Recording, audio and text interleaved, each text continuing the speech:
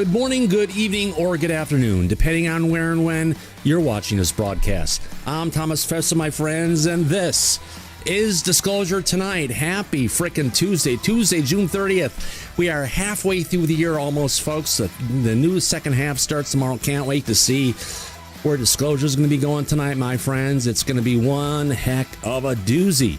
On that note, before we get started, let's go ahead and welcome in our audience. Yeah, we got a great video to watch today. Eric Burlison, we've seen a lot of him lately, but Hal Puthoff, he's the guy we want to listen to. Yeah, I know. We got Avi Loeb is going to be there. We got a sponsor for that. On that note, before we start up, let's go ahead and welcome in our audience. Who the heck do we have out there? We've got Docs out there along with Eliza Teal. Elvis Roten is back for some more damage today, along with Firefly and Geraldine Durazio. We got J-Cat and JP6 Gunner. Kane Hart's out there along with Carl Vanderbrook. Good to see you, my friend. Have you talked to the Vanderbrooks lately? No, I haven't. Well, I'd like to, though. Light Melinda's out there. No Dark Melinda yet. We got Little T, Magic Magnum, along with Mr. Drews, Mr. Joey B. Perfectly Imperf is out there. Randy Robert John, along with Scooby Dooby Gooby, and Sore Willie. What did you do to poor Willie? You got to use Avi Loeb, my friend. It's a sponsor. We'll get to that shortly.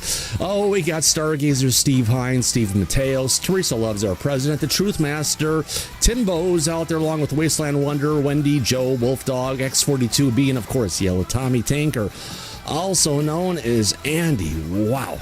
On that note, let's go ahead and jump into the studio and welcome everybody. Yeah, we're back for some more damage today. If you didn't get up early like me at 6:15 this morning to get the show going by 6:30, yeah, we got a chance to go ahead and watch the MK Ultra hearing.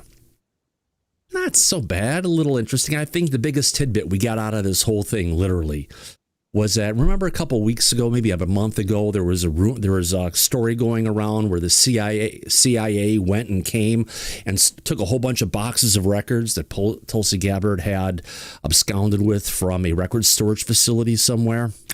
Yeah, apparently those boxes were filled with unredacted records from the CIA. They took them. They're not giving them back until they've gone through every single file and they've redacted what they need to, but redactions, Mike, why would they still be wanting redacting files that are, 70 years old? Aren't the people dead by now? They're long dead. These people are dead and buried. There's nothing to protect anymore. Just ghosts. Mm-hmm. Doesn't make any sense to me. Yeah. Definitely not. But it could be, Mike, for national security reasons. You never know. No, drink up, everyone. Oh, drink up. Cheers. Absolutely. There we go. Yeah. Daryl's got it. Daryl's got his favorite old fashioned going, it looks like, again. Indeed. Yeah. Congratulations on that, my friend. All right. So where are we at today? Well, there's been a bunch of storm going on. We covered that stuff with Elizondo last night. Everyone's been jumping on it. The one interview where we had started the show last night, we had Ross Coulthart going ahead and talking. Let me bring up a frame of this is just for the audience to know what the heck we're talking about. I'll leave it like this and I'll come back. Here we go. Ross Coulthart was on his podcast and going and talking about Lou Elizondo, making a bunch of just different insinuations and such about him. And then we had to come up and address it. Dark Lou Elizondo came out and spoke and clarified things and kind of told Ross very nicely where to kind of stick it. So great to see Lou coming out and standing up for himself in a place like this. And got to say, Cuomo wasn't in the best mood either, was he, Mike? No, he didn't seem like he was too happy about what Ross was putting out there about Lou. Yeah. I think he referred to it as clickbait. Yeah. So let's just play this one little clip here before we get into this Eric Burlison thing. I think this is kind of really relevant of what's going on. Always great to hear from Lou because, the rumors are moving along, Mike, more and more. It sounds like Lou's going to be the UAP czar, which is, if you want to call it that, or basically someone on the National Security Council to deal with the declassification of UFOs. Here, let's listen to this clip. Here we go, folks. Pentagon UFO whistleblower Lou Elizondo is the real deal. Okay? He spent years of his life in service, and he has been the tip of the spear in fighting for transparency. Now I'm hearing something that I don't understand and I don't like, but I've got to talk about it. Investigative journalist Ross Coulthart, who I also like and respect, and he's been on this show many times with Lou, is now saying something that I don't know if he's just looking for clicks. I mean, he gets plenty anyway covering UAPs, but he said this. That I think Lou needs to be more forthcoming about his past roles. There are people who bitterly resent and don't think it's a good idea that Lou be appointed to a position of power in UAP transparency because they think that he was part of a previous agenda that was essentially to try to control the narrative, to restrict what the public is entitled to know about the UAP disclosure. I've spoken to people in the legacy program who knew Lou. Lou, I know a lot of people, and they know you, and I know you can't speak about the role that you've held within the legacy program, but you did. Lou Elizondo, now, your response. Well, look, I think Ross is an excellent investigative journalist. Personally, I like him. I think he's done tremendous work for Disclosure and where we are today in the conversation. I find it interesting that just weeks ago, according to some on social media, I had nothing to do with the UFO program or the Pentagon or ATIP. And now, apparently, I ran everything involving UFOs and the legacy program. So I don't know exactly where Ross is getting his information. I suspect he has sources. Really, that's not really my concern. I've always had a lot of respect for Ross. For me, any chance I get to talk about disclosure and transparency, look, I've dedicated the last 10 years of my life being forthcoming with the American people about the reality of UAP, UFOs. In fact, one only has to look at my resignation memo for the record that I wrote to Secretary Mattis, James Mattis at the time. You know, I've committed myself to transparency to the degree that I could. It is true that I have a security clearance. So that's the space. That's the space, Lou, right? Because up till that point, I think Ross would agree with everything you just said, until right here.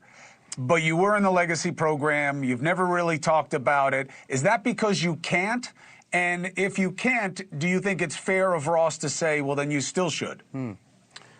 Yeah, well, first of all, I didn't say I was part of the legacy program. And let me make this clear too, Chris, and I'm sure you can appreciate this. When you work for the government and you have a security clearance, there's always these statements, you know, we cannot confirm or deny. And people always take that as some sort of implicit yes. But the reality is that's not at all what that means.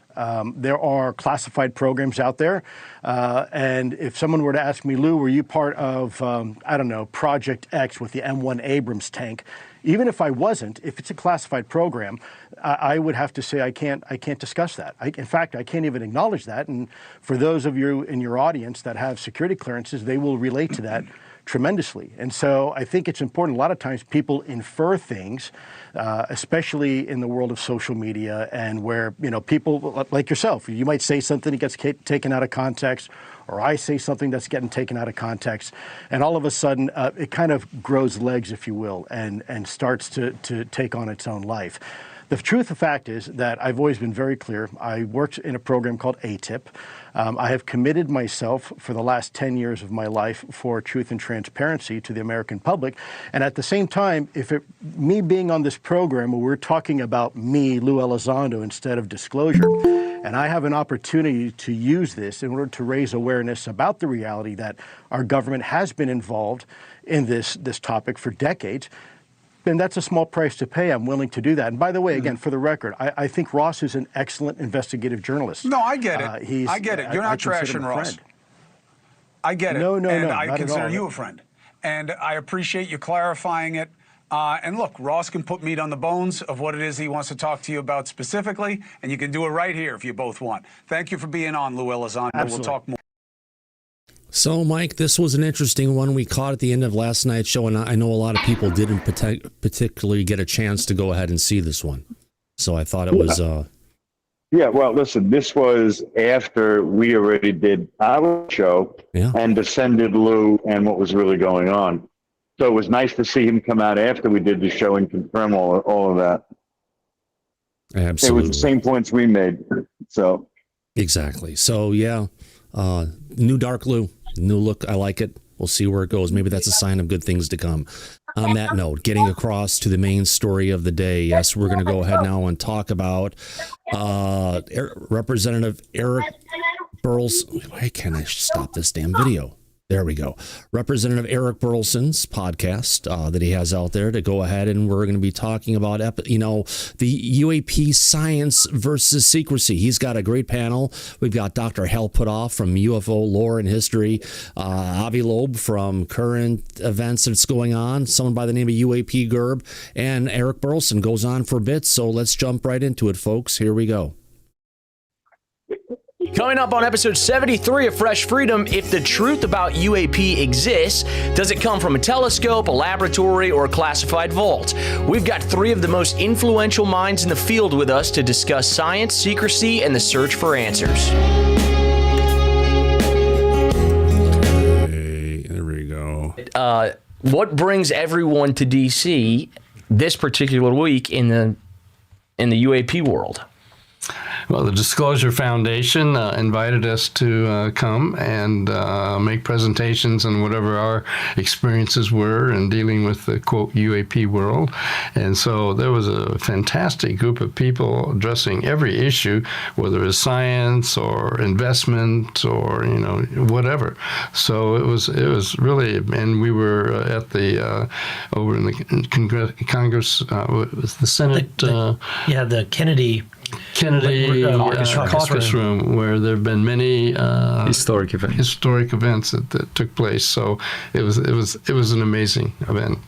So, this topic has certainly, the needle has been moved. Even to think maybe 5 or 10 years ago that there would be a forum held in the Kennedy caucus room of the United States Senate on unidentified aerial phenomena. It's hard to imagine that here we are today in June of 2026, and that forum took place.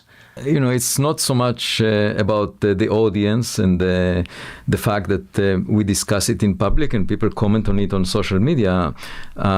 We need to keep our eyes on the orbs and figure them out. And this is the beginning of a very interesting process, because now the U.S. government is cooperating with scientists like myself, and I feel privileged to serve the U.S. government in cracking down this mystery. What is it that we are dealing with? Because there are two possibilities.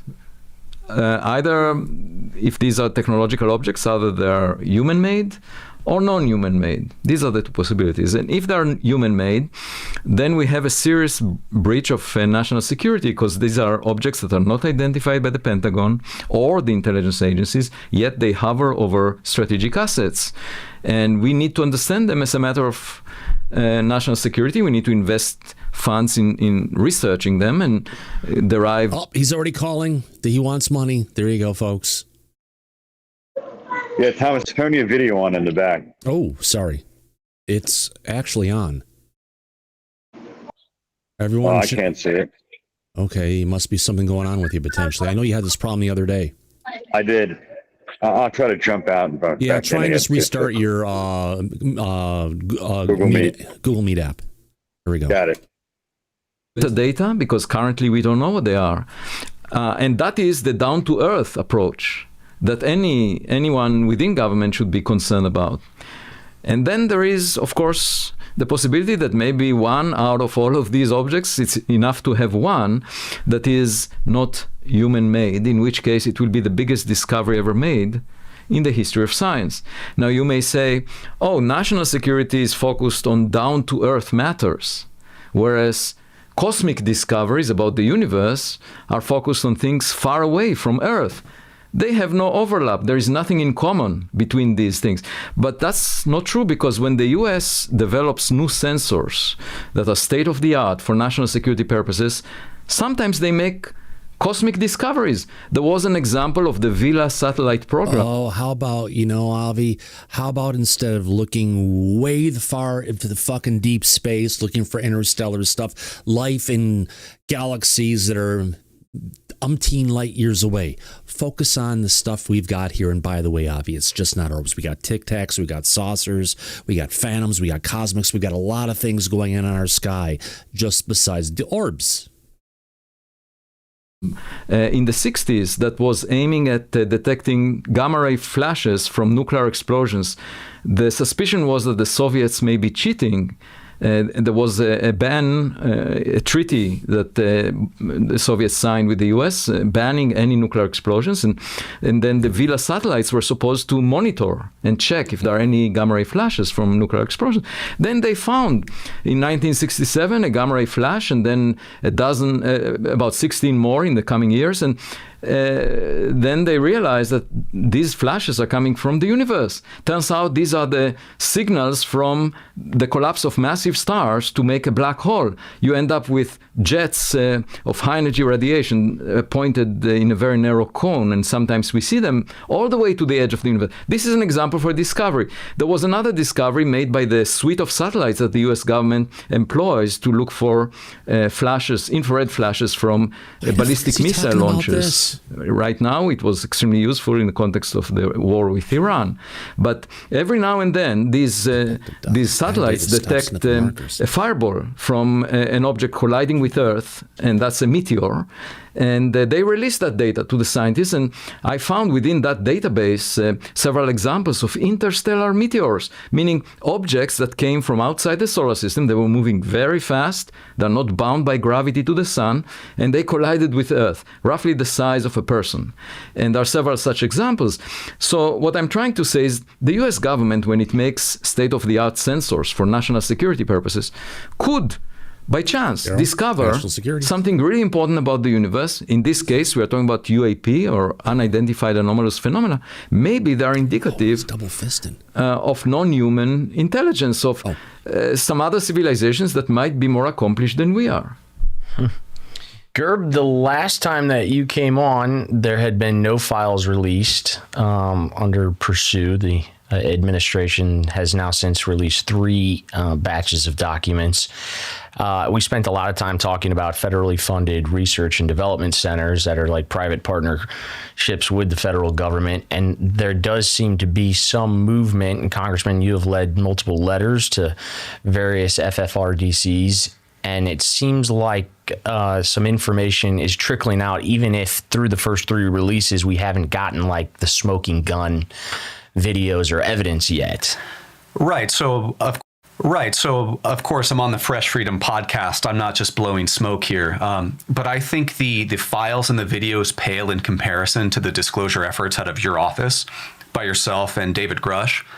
I think the legal interrogatives sent to the MITRE Corporation, MIT Lincoln Labs, cabinet-level agencies and services are far more effective in pursuit of disclosure. And as we've kind of seen of late, these interrogatives are likely leading to a domino effect of discovering other records, other materials within other private companies, semi-private companies. So I really admire the pursuit that you and Mr. Grush are doing. And I think if there's an avenue to disclosure, it is through these legal interrogatives. Especially with the file release, we're probably going to run into some trouble with Department of Energy held records. And I'd love to talk with you about that as well during this, Dr. Puthoff. But the fall of the dominoes with the legal interrogatives is something special. And I commend you for having the guts to go after the MITRE Corporation. Thank you. I want to go ahead, go into detail about there's an aspect of the Department of Energy that we may have a difficult time getting information out of. Oh, sure. So maybe we could talk about this, Dr. Puthoff. And I say this because today at the UAPDF event, you stated if you revealed everything you knew about the subject, you would go to jail. So I'm going to take that as assuming you may have worked in a specific national program capacity on such projects of exotic or technologies of unknown origin. So maybe we could spitball about this. Would you share the kind of same idea or a different idea that the Department of Energy would be a really good place to hide exotic materials, anomalous materials, because of the statutory authority that the Department of Energy is subject to, which is completely different than the standard executive order-based classification system that exists within the DoD? Hold on 1 second. We've been calling this out for years here, folks. We've been saying Department of Energy is where it is. Department of Energy. It's Department of fucking Energy. And you need to have the sign off of the president, the head of the DOE, and the head of the CIA to give up the goods. Right, Mike? 100%, Thomas. This is not exactly a new idea. This has been going on 70 plus years.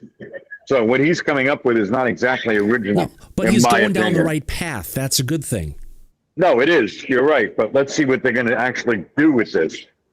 That's really what it boils down to. Let's see what Hal says. That's true, and since they have their own security system, which does not fall into the usual Pentagon and DoD security apparatus, it really has to be pursued separately.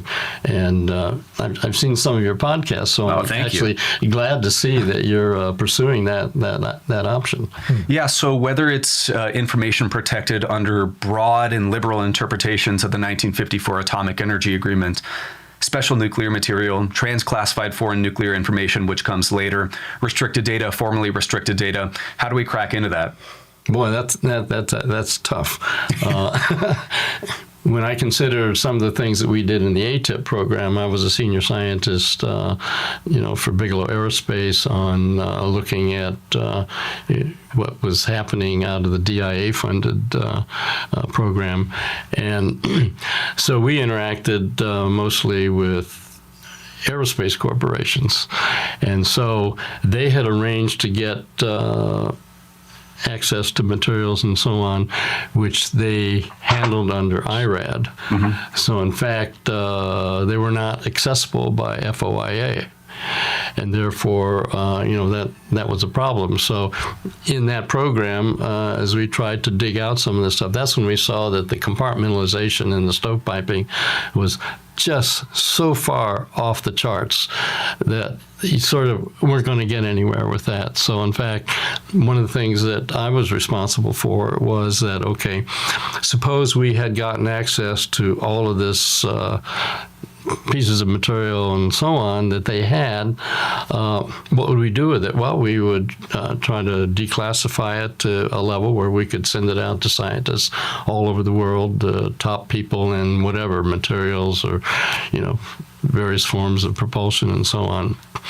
But since we couldn't get access because of the compartmentalization, I mean, they tried hard because they were not making progress because they couldn't get access to any good scientists, which is, I'm so glad to see what Avi Loeb is doing now, and that he has that opportunity. So anyway, I sat there and said to myself, okay, well, suppose I had gotten access, who would I send this materials to if we could get them downgraded? So we made up a list of people who were tops in their field for anything that would have to do with these exotic kinds of technologies. And so I just went to them. And actually, I commissioned, I think it was 36 papers from leading experts all over the world, asking them... Hold on a second here in the chat. He's saying Hal is full of shilp. UFOs don't use propulsion. He's talking about the systems that the UFOs have that create the gravitational field and everything that they use to move around. Don't forget, Hal Puthoff is getting up there in age, so he may not be operating with a full vernacular of if you want to call it full vocabulary to kick things together, but this guy is probably one of the most knowledgeable people we have from the United States on this subject. Just doing a survey for Bigelow Aerospace, where will your area of expertise be by the year 2050? I didn't tell them it had anything to do with, quote, ETs or UAPs or whatever. And so we got back some fantastic papers, and they were all put up on a classified website, JWIC's website. But by now, most of those papers have been released through FOIA. So there's a lot of good data in there. And some of the cases, we got really great papers from people who we knew were involved in the legacy program anyway. So anyway, that was really quite a find, a catch. This is your podcast, sir, but I think this is a pretty monumental opportunity for some transparency and more information on this topic. So if you don't mind, I'd love to ask a few questions about that. Yeah, that's why we have you on here. You're talking about the Kona Blue Department of Homeland Security Prospective Special Access Material Transfer, correct? Well, that was at the end of it. Right. That was from following on. Right. And was there initial effort in 2008 that was stonewalled by Clapper or other officials that were senior in the USDI? There were several attempts to divest materials to the OSAP or to BASS. It's complicated. Actually, Senator Harry Reid, who was majority leader at the time, majority senator, had set up the next part of funding that was supposed to go forward as part of OSAP. But because the money was for this very SAP, originally just TSSCI kind of program, the language that went into the congressional, beef up of the funds just said, well, it's for aerospace investigations and that kind of stuff. So actually what happened was that it was supposed to come down through a particular chain of command. And as it came down, the person who knew what it was really for and was going to then give it off to the OSAP program happened to be off on a trip someplace. And so somebody else in his office saw it and said, oh, it's just general aerospace stuff? Well, yeah, we do aerospace. So they snatched the money. And so then the program got chopped off for that reason. And so then the question was, okay, well, do we say, no, wait a minute, that's not what this money was for? But then you would reveal what the program was all about, which at that time was absolutely forbidden to do. So that's why suddenly the program got cut off right in the middle. So we searched around, and that's when we ended up going to DHS. And now it's known that we're going to do it at an SAP level called Kona Blue. But really quick, Licazzi has come out recently and has said that Kona Blue has never been shut down. It's still operating. Well, it may be saying that it's out there, but it's definitely something that's a dark program going at this point. Just to clarify for the audience. That went along. We spent, well, for one thing, we spent at least, I'd say, 2 years. We generated our program plans that would go from the floor to the ceiling. It was tremendous enthusiasm from their DDS&T, from their security people. I mean, that was really going to be the winning program. And of course, from our standpoint, we said, well, defending Homeland Security. Well, we should definitely be defending Homeland Security from UAP. But at the very end, I ran into some pressure against not funding it by a couple of individuals, which I don't feel like a name. And Glenn Gaffney at the DS&T. That was earlier. Earlier. That was earlier on trying to get materials out of the aerospace corporations. Lockheed Martin Space Systems. So, really quick, interesting. I wish, these people would just start naming names, these people meaning Hal. Really quick, talking about naming names. Ryan, you have your hand up for a quick one?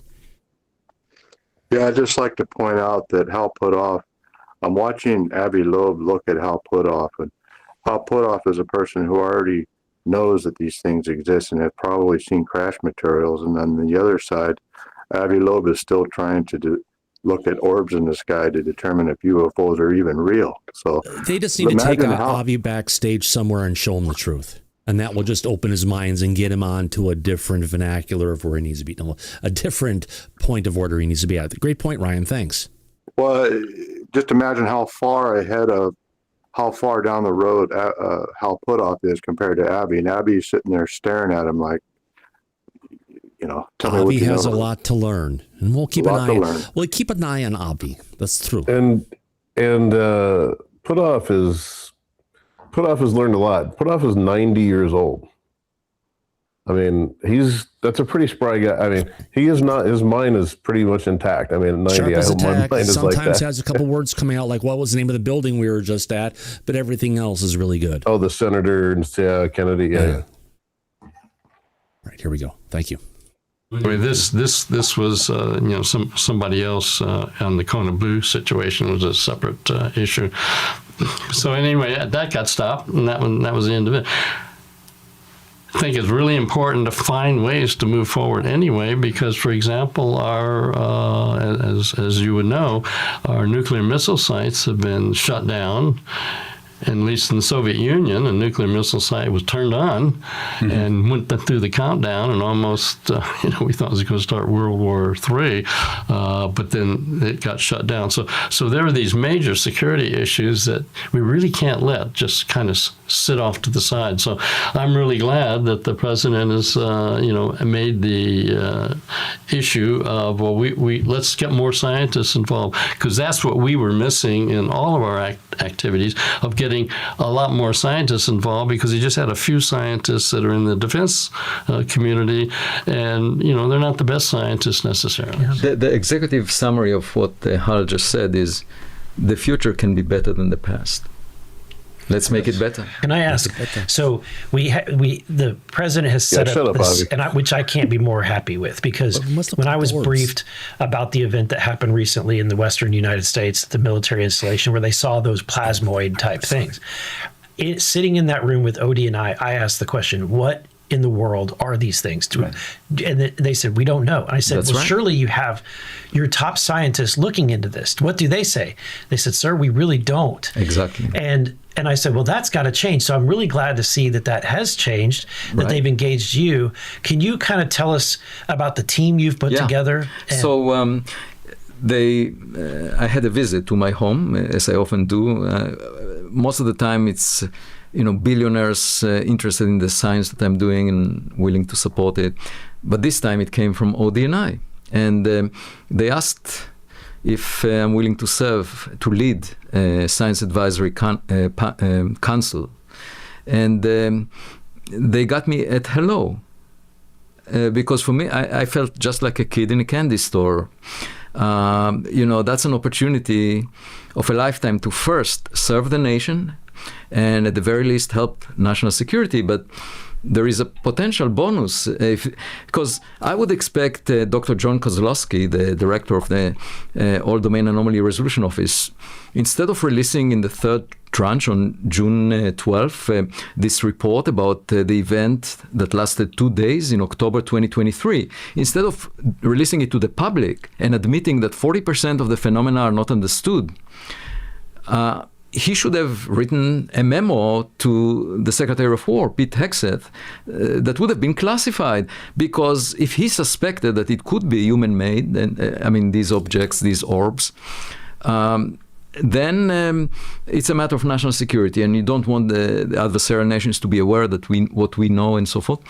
Instead, he released it to the public, and the same week, I was asked to lead this council, which is very indicative, in my opinion, that it's clear to whoever examined the data that we're dealing with something that is probably not human-made, okay? Because otherwise, it should be classified. And then, at the same time, they Okay, they've been observing these orbs since World War II. They know it's not ours, Avi. It's not a new phenomenon. It's been going on for way too long, 80, 90 years at this matter. So it's nothing new. Figure it out. Now, we're talking about recent events, not historic events. And nowadays, of course, we have much better sensors. Just compare the photographs taken by the Artemis II astronauts when they went around the moon compared to the Apollo astronauts that had these fuzzy Kodak images with. So if people are detecting those things, and they must be there, okay? There is no doubt that there is something there and that they cannot figure it out, and that it doesn't look like it's a threat to national security, because these things are not, doing something that is obvious, and so I think it's an amazing mystery, and the work of a detective in a mystery case is to collect enough clues to figure it out. It's not a philosophical question. So I decided to assemble a group that includes about 15 people, because if you have a team that is too small, then it might not represent all the expertise that you need. Also, it's very sensitive to the composition of the team. A team that is too big suffers from a different problem, that there is regression to the mean. You must have that experience. When a committee is too big, then it never reaches innovative decisions. So sounded to me like 15 is the right number, and then I selected a few nerds. These are young people that would look at it with fresh eyes, and in addition, people with expertise in physics, oceanography, statistics, and psychology, because we're dealing with interaction with humans. And so it's an amazing group of people, and they all agreed immediately, and I had 3 times the number of people approach me, with even today, giving me their card and asking me if I'm willing to consider them. But what we did within 6 days after I assembled the team, after we had the first Zoom call, which was last week, we came up within 6 days with more than 50 items of information, and I can share it with you. Particular items of incidents, data that we know exists and that was not released, and we submitted it to the UAP. There is a governing board that includes representatives from OVNI, from the White House, from the FBI, from the intelligence community, and so those representatives have access, of course, to all the classified material. And are you on the governing board as well? I will be. Okay. So then we're asking them for sharing of information, whatever can be shared without compromising national security, of course. That's the constraint. But we were very specific in a very long list that I'm happy to share with you. And I was amazed at how prolific the team was. And so I think we are now starting the process by which, if the government shares with us relevant information, that we can analyze it scientifically speaking. And the good thing about scientifically speaking is that when you see a phenomena, okay, it's not just about saying we saw this. My mind immediately goes into the direction of how to explain this, okay? And then so we have several theories of how to explain what you observe, and then you can do additional experiments, collect additional data that will tell you which interpretation is the correct one, and you go down that path. Eventually, you'll figure it out. So the key is, let's just figure it out. And I'm sure the government would like to do that, first because of President Trump's directive, which is in favor of transparency, and also it's a matter of national security at the very least. So I think we are going in the right direction, and hopefully we will not be subjected to the same barriers that exist in the past. And most importantly, we don't need to rely on past data. We can collect new data because now we have much better instruments. So I'm very hopeful. I'm an optimist. I think the future can be better than the past. And I think life is sometimes a self-fulfilling prophecy. If you believe that the future will be better, you can make it better. So, of course, this administration cares very much about public perception and interest in the topic. So I think for the future to be better, we have to learn from the sins of our past. So first, I'd like to get Dr. Puthoff's opinion on this, and then yours, Dr. Loeb, because myself and I'm sure many others fear that the governance board... It's good when Eric Burlison is checking his watch. Yeah. What time is it? He learned that from Luna. Yeah. Council will be a repeat of the 1953 Robertson panel, in which the CIA predetermined that a certain committee was going to reduce public concern about the topic of UFOs and relegate everything to swamp gas or prosaic sightings. But on the subject of UFO-focused activities or programs, Dr. Puthoff, this has been something that has been, I think, purposefully misleading the topic for a long time. Could you please touch on the differences and similarities in terms of just hierarchical structure, personnel, program funding, et cetera, of the OSAP versus the ATIP? Well, basically, OSAP was the program to actually try to get to answers, although it was at a classified level. ATIP was just kind of a follow-on, semi-official program, but not really structured the way OSAP was structured. So, was it funded? Not really. I mean, ATIP was sort of I mean, you can say there are people in the Pentagon who were getting a paycheck for pursuing it, but it isn't that there was a congressional mandate to fund it. So no, ATIP was not actually funded. It was those of us who, once the original OSAP program got shut down, we nonetheless continued to collaborate on our own funds or whatever to try to go out and sell this program somewhere else, with Kona Blue being the example at DHS.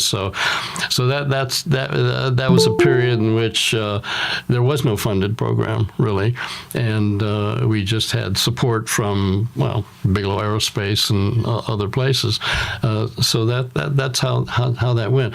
The error in all of that, I think, is really being changed by what Avi is doing. This idea of bringing it Avi, I like that name. It's Avi Loeb. Into a public situation where you have scientists that are examining data and getting access to data that's not classified. I do not see this as another shutdown panel because, well, for one thing, Avi Loeb, if he even smelled the beginnings of a shutdown activity, he would say, "I'm done. I'm out of here." Exactly. So I think this is the very best solution. I wish we'd had that kind of solution earlier because we were totally hamstrung by the format. So I actually, just half an hour ago, I was asked by someone about exactly this question, and I said there are two possibilities. Either I'm being used as a puppet, for some other purpose, or government is sincere and we are dealing with cooperation, a cooperative approach. And I think President Trump is definitely sincere in the way that he pursues it. And I think that sentiment penetrates throughout all branches of government, because I spoke to people, and my sense is that we are now in a new era of cooperation. Yes. So instead of building distrust and saying the other side is trying to hide things, I'm trying to understand them. They obviously have constraints associated with national security. They can't release all the information, right? We need to understand that constraint. And I feel from speaking to them that they're really baffled. That they don't understand what these things are. Okay, so here we are to work together, figure it out, because it will be at least important for national security, if not more. And, if the U.S. is the first nation to discover that we have neighbors, that will be remembered in history for millennia in the future, and President Trump will be remembered for millennia in the future. We're not talking about some small achievement. Dr. Puthoff, so help me understand the difference between OSAP and what people describe as the legacy program, because it seems like they aren't necessarily the same thing. They're not the same thing. That's true. And if there is a legacy program, who do we talk to? What steps do we go to get that information? Because it seems like right now it feels like we're rediscovering historical records that have been forgotten or lost. Well, I need to pause on this one because this is going by too quickly and we need stuff to talk about here. But this is a good pausing point to get into it. Oh, Jesus Christ, what the hell did Burlison just say? I shouldn't have done that intro in my ADD. I spoke to people, and my sense is that we're now in a new era of cooperation. All right, new era. Daryl, they've been researching this stuff for 80 years. There's a lot of people in the DOD and the intelligence community, and they all know about it. They've just been keeping it quiet, so it's not like they have to learn about it again. They just have to learn how to fucking share the information that they've been keeping locked up for all these years. That's what it comes down to. And by the way, Avi is 64 years old. He does not have a gray hair. His hair color comes out of a bottle, just saying. You don't want to go camping, Avi. It's not. No. But Daryl, it's about they've had the information. They're calling it a new discovery, but they're just fucking sharing it for the first time, and they're opening it up. So it's a new discovery for us, but for the government, they've known about the orbs. Yeah, it's really hard to it's I don't know, man. GERB's asking all the questions, as somebody said in the chat, and Burlison, I can't. Well, he said, what was it? How this whole thing started off. It was about, tell me about the Department of Energy and why it's hard It's hard to get things out of the department? Tell me about that. I mean, I guess he's just playing stupid so he can have his guests take off, but I don't know. Anyway, it's interesting to see some of the comments in the chat about Hal Puthoff.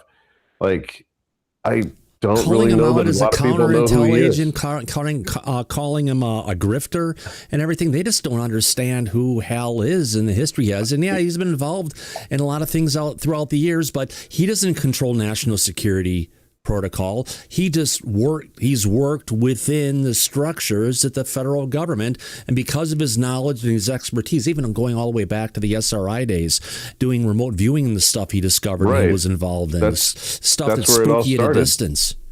Yeah, that's where it all started.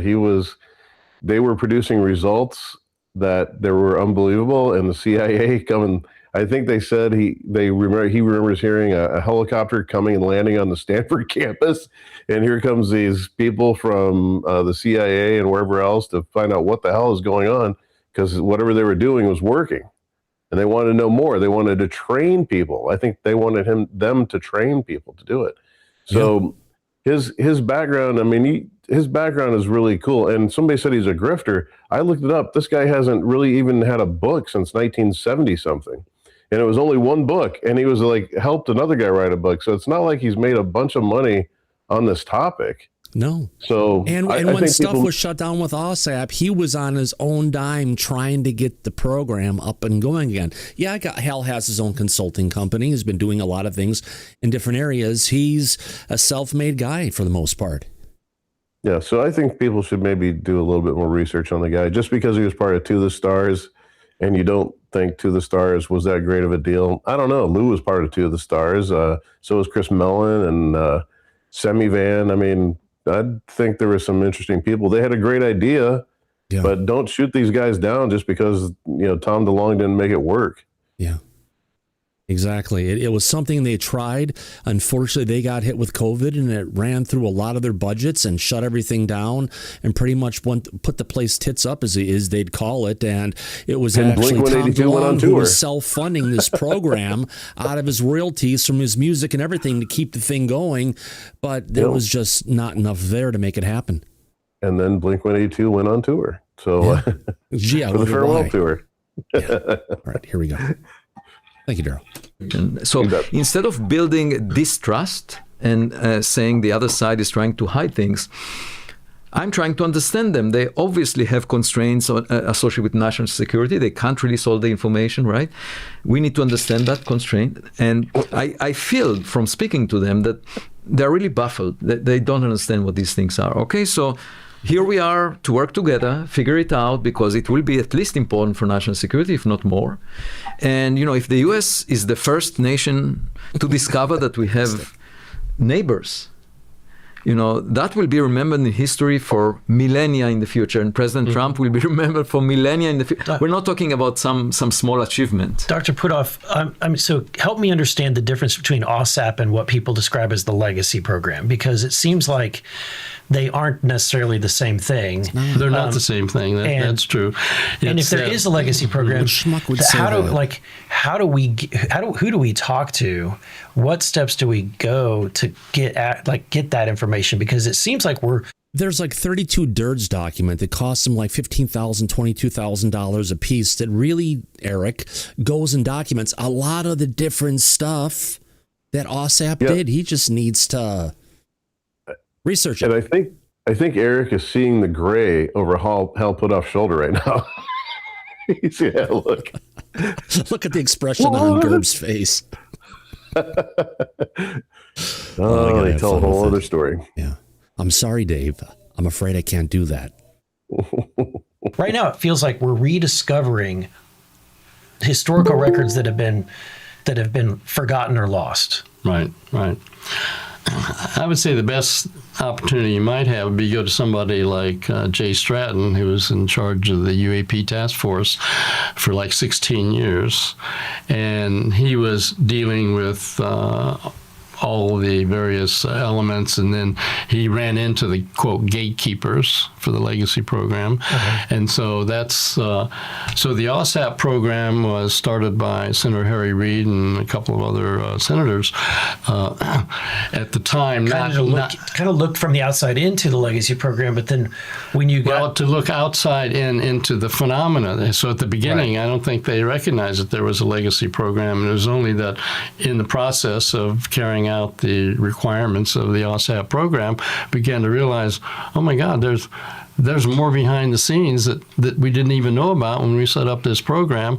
And that's why I would suggest talking to Jay Stratton, part of the UAP task force, because he was the one that began to collect data from here, there, and everywhere, and then identify gatekeepers and find out that there was a legacy program. So OSAP and what we did starting in 2008 was completely separate from the legacy program, and we never got access. I mean, the gatekeepers of the legacy program, even though we were, even going for Kona Blue, we're supposed to be an SAP program, we still couldn't get access to the legacy programs. The security personnel involved in the Kona Blue thing found the gatekeepers, and the gatekeepers said, we're not going to talk to you until you have an SAP. But we didn't get the SAP, so that never went anywhere. So those are really two completely separate enterprises. But in recent years, there were much better sensors being used by the U.S. government, right, by the military. So there should be also fresh data that was collected over the past decade, since those programs where the evidence is even clearer. So I would recommend looking at that as well. Sir, in the BASS reports, I think this was 2009 or 2010, you can correct me on this, Dr. Puthoff, Bigelow Aerospace dedicated some money to build out actual facilities in Las Vegas to house some of the materials they expected to receive from Lockheed Martin Space Systems Company. And so that was actually a directive from the OSAP program to basically be a container. But sir, what was... That was the plan, but it never materialized. But to me, the real question is, okay, if there was a program that has already done all this work and does have the truth and probably knows what these glowing orbs are that we're seeing, wouldn't it make more sense that we crack the nut of who it was in the legacy program, where are those files stored, how do we open that so that we can, instead of doing all this reinventive work to try to rediscover it from another angle? Well, it's really simple.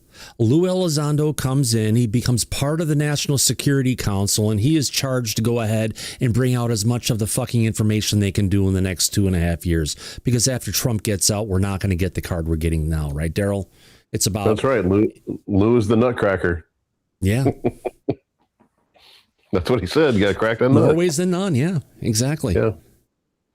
I'm not sure that they actually have the answers either. That's because they're also hamstrung in the legacy program of not being able to get to the best scientists. So that's why what Avi Loeb is doing, I think, is the key to getting this to the next level. So I'm not convinced. I mean, the legacy program people obviously know a lot more than many of us. Is it your conclusion that they did have that program did have crash material that they were working with and biologics that they were studying? They certainly had access, but they didn't have the right scientists to even understand what they were looking at. That was the main problem. And that's probably why it died somewhere, So I think it's... Has Burlison not done any research on this at all? It just sounds like everything to him is like brand new, and he's never heard it before. I can't believe that. No, I can't believe it. I think he's just setting this all up for them to talk. Yeah. I hope that's the case. I hope so. Because they could use that $1 billion. Yeah. Yeah. No, Avi Loeb's going to talk about how we should look at new data again. He keeps brushing away old data. He's like, we don't need the old data. We need new data. Why do we need new data, Avi? Oh, because we need new money to study the new data. And the $1 billion, yes, for research. Yeah. There we go. Syrup in the back from California. What say you, my friend? No, you're there. Just wait till later in the conversation, Eric Burlison. Oh yeah. Sorry. Hold on. I can't multitask. There we go. Fine. No, you're good. You're good. Yeah. So Puthoff is claiming they didn't have the best scientists working on this stuff in the legacy program. So he was privy to that knowledge, I guess. He was privy to who was working in the legacy They've program. talked about this forever. 90% of the money that comes into the legacy program goes for security. 10% goes for the mindset that's there. And the biggest thing that's been talked about is there's a lack of fresh minds to come in and look at this and figure it out. And we've got less than, 500, 1,000 people across the whole country working on different parts. The people who understand all the parts, maybe we have 20 people in the United States. Now, China, supposedly they have 1 million people working on to try and figure this out. I wonder who's going to figure this out first. Oh, I don't know, man. I feel like Puthoff, I just feel like he doesn't know as much as he thinks he knows. Why would he? I think he's just admitted that he doesn't know as much as he'd like to. Yeah, exactly. Right. So like, he doesn't know everything, right? Because it's so compartmentalized. I have a hard time believing they don't have the best scientists working on this stuff. I just have a hard time believing that we're so stupid. We don't hire the best scientists. You can have the best minds, but if the best minds are locked away in a closet and they can't talk to their friends, they can't talk to other scientists, they can't go ahead and, if you want to call it, bounce ideas off and collaborate and mindstorm and brainstorm and all this stuff. If it's not there, you hit a wall pretty easily. But is Puthoff trying to claim that that's okay because now we have Avi working on this stuff? No. That now we have... Okay. No.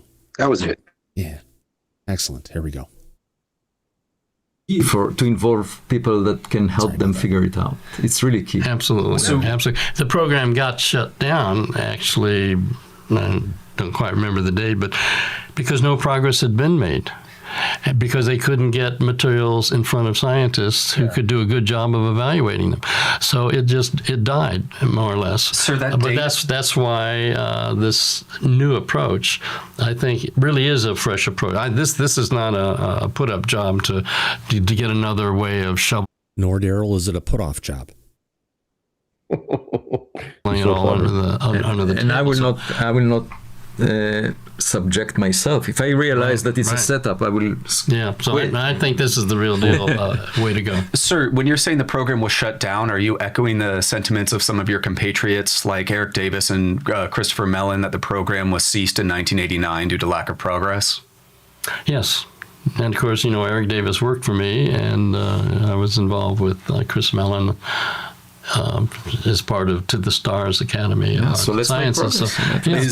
Well, I mean, I got to push back because I do vehemently disagree with that. Is that firsthand information that shutdown is coming from in 1989, secondhand, or kind of where is that idea based off of? Based on that the program was shut down in based on the people who had the program and had it shut down from them. So direct first-hand knowledge. GERB questions it.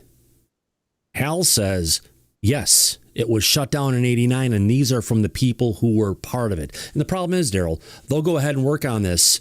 They'll work on it for 10 years. They figure they can't do anything. They'll take it, put it back up on the shelf for a number of years, wait till new people come in, technology advances, and then they'll try it again. And that's been their, if you want to call it, process going all the way back to the 40s.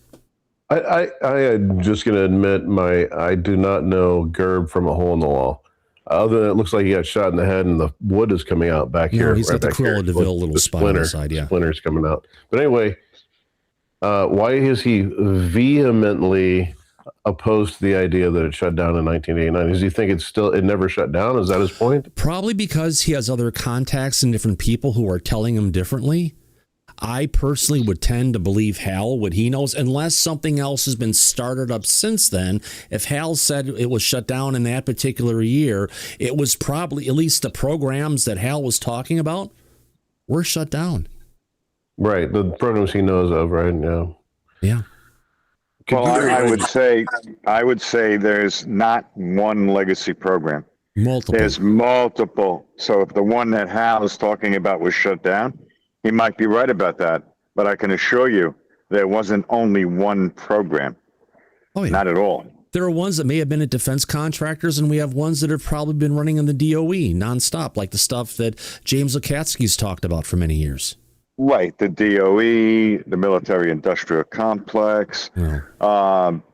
This is something that's been going on for a long time by many different branches of government, many different private companies. So he's probably talking about one of those programs, by the guess. One or several. Could you go back 5 seconds? Because I want to see GERB beating up this 90-year-old man on this topic. Shutdown is coming from the 1989 secondhand, or kind of where is that idea based off of? Based on that the program was shut down in based on the people who had the program and had it shut down from them. That was really shut down. They couldn't even get access to their own reports that they had written or their own materials. And when they were going out of their way to say, well, we need to share it at a lower classified level so more scientists can get involved in looking at it, they said, if you even think of doing that, we're going to come and gather all those materials back from you. You're not even going to read, and you can't even read your own reports that you wrote. So, it was a real shutdown. I think really quick here, Tom Whitmore, your hand is up. Go ahead. There may be a reason to keep the saucers classified, because we're scared to death the Chinese will get a hold of them or something. Yeah. But there's no reason to keep the bodies classified. That's scientific investigation. Yeah, that's more Monsanto and Bayer down in St. Louis, Missouri. Yeah. Good point, Tom. Yeah, absolutely. Let's continue. Here we go. So more scientists can get involved in looking at it. They said, if you even think of doing that, we're going to come and gather all those materials back from you. You're not even going to read, and you can't even read your own reports that you wrote. So, it was a real shutdown. I think what I don't understand about that, sir, is in the Age of Disclosure documentary, Lou Elizondo, Jay Stratton stated that in the late 2010s into the early 2020s, they stumbled upon the Legacy program, which was active. Yeah, the Legacy program didn't get shut down. I'm just saying a certain program got shut down. The attempt to make progress via OSAP. Oh, okay. In 1989? No, that would not have been in 89. This is where his age kicks in. He's trying to remember exactly where he's trying to go. And they're pressing him very hard on it. Yeah, exactly. Which is not cool. Yeah. Here we go. Well, apparently the program got, not the Legacy program, right? But the program that involved some of the defense contractors got shut down. So a specific. And so then later on, when we came on board, we say, well, let's start it back up again, and we're here to help. If you can declassify some of the stuff. So a specific aspect of the Legacy program was halted in 1989. Right, and I think what he's talking about is the research and development going over at Lockheed with the Tic Tac that apparently that they found they were working on. Now, Lockheed did not create the Tic Tac. They tried to figure it out for many years, and there's information that came across in the DIRDs that actually went and there was full. Where's my messages with good old Al? Are you saying that Ross Coulthart is wrong, that Lockheed did not create the Tic Tac? No, they didn't create the Tic Tac, but they did a bunch of research on it. They tried to figure it out. They never got inside of it. They never were able to get inside of it, but based on the craft and their observations, they did kind of get an idea of what was going on, but it was one of those things, again, the technology is beyond what our engineers know. Skunkworks couldn't figure anything out. They wanted to bring it to OSAP to try and figure it out, but then don't forget about in that time, didn't the head of Lockheed Skunkworks mysteriously die as well? Is that this guy who said that we have everything that you see on Star Trek, that comment, whatever, all the things that you think that we have. On this one, but Steve Hines says yes. ET phone home Ben Rich. He said we can give ET a lift home. That's it. We could take him back home again. So about the fleet of Tic Tacs, the over 100, 120 that came down over a week's time frame that happened with the Nimitz incident, and the Princeton Kevin Day. Right. That specifically, that wasn't Lockheed's. That wasn't ours. They had one, but they were trying to figure it out and reverse engineer it. And that's what OSAP was trying to get brought across. Hope everyone's kind of clear on that. And that's potentially what Hal is a little fuzzy on. Because, come on, the guy's 90 years old. I know. It's amazing that he's actually there in the middle of all of this with them. Good for him. Yeah. There we go. Not the whole legacy program, but a specific component of it. I'm not sure I would call the component that got shut down part of the legacy program. I mean, they're really two programs. Two programs. Yeah, I mean, the legacy program is really a deep program going on for a long time. But nonetheless, they did try to get help and assistance from all the defense contractors. And so that effort then got shut down. Well, that's really interesting you say that, sir. In the Age of Disclosure documentary, the legacy program is outlined as the CIA Directorate of Science and Technology, Department of Energy, DIB prime contractors, and the Air Force. But like you're saying right here, the legacy program is deep, it's robust, there's multiple. And what they're talking about there, if it's involving the CIA and everything, not the military contractors, Mike, that all points directly to the Department of Energy. Yeah, sure it does. The national laboratories. Exactly. Yeah. He's basically saying what Mike just said. It's multiple programs, right? Of course it is. One big program with an umbrella programs, and they don't know about the other silos or what's going on. They're all independent, and maybe we've got like a dozen, maybe 20 people in all of the United States government that actually knows what's going in the bigger picture of things. Like it's almost like what it's how do you say that? Compartmentalized or whatever? Compartmentalized, yeah. But David Grush said at the recent press conference in Capitol Hill that he was asked how many people in the government are aware of this. And he said so far there's about 200 that are filled in on the depth of these programs. 20, maybe I was off by 0, but yeah. 200. Very small number. Yeah, very small. Yeah. There we go. Entities are culpable in the legacy program that could help Representative Burlison with his investigation. Well, we couldn't find out. I mean, I don't know. I don't know the answer to that because the gatekeepers are very sequestered. Really quick point right there. I don't know about that. That's one of the most important things. If you get someone who knows about everything and they can talk about everything, but they never say, I don't know in something, that's someone literally saying, well, he's being honest with the conversation he's got out there. Here we go. And who they're involved with is very sequestered. So you just have to go digging. That's why I say maybe if you would talk to someone like Jay Stratton, who headed up the UAP task force, and he's just a very effective guy. I mean, he got all kinds of different defense contractors and intelligence units, all 16 or whatever, involved in trying to move the program forward beyond what the legacy program was doing, and you know, they were not successful. Yeah, he has a book coming out. He has a book coming out. Yeah. Where do NDAs come into all of this? Okay. I mean, have you had to sign an NDA not with yet. your new role? No, not yet. Not yet. So, were you ever pressured in any of your UAP related work to sign an NDA? At any? Well, we signed security documents for, SCI accesses and all that kind of stuff.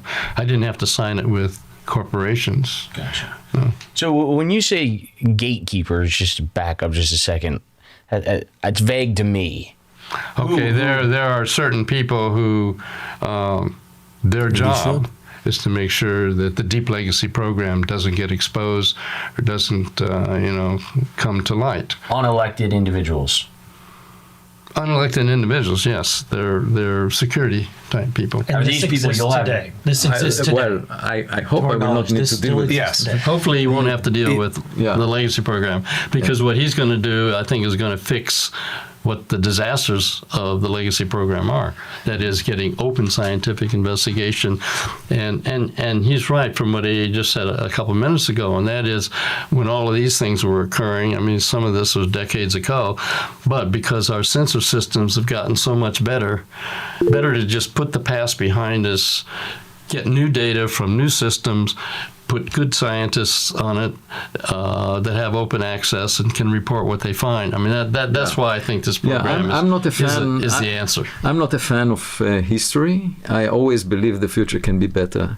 Right. And that's why I usually work with young people. But wouldn't you, if you found out that the legacy program has physical craft That's amazing. I would like to see it. Yeah, that would be still today. I mean, that would still be very effective. It probably would bring your efforts forward. I know. Much quicker. Steven Spielberg's movie is based on his artistic freedom. It's not. I think the reality is probably more impressive than his script, but we have to see it.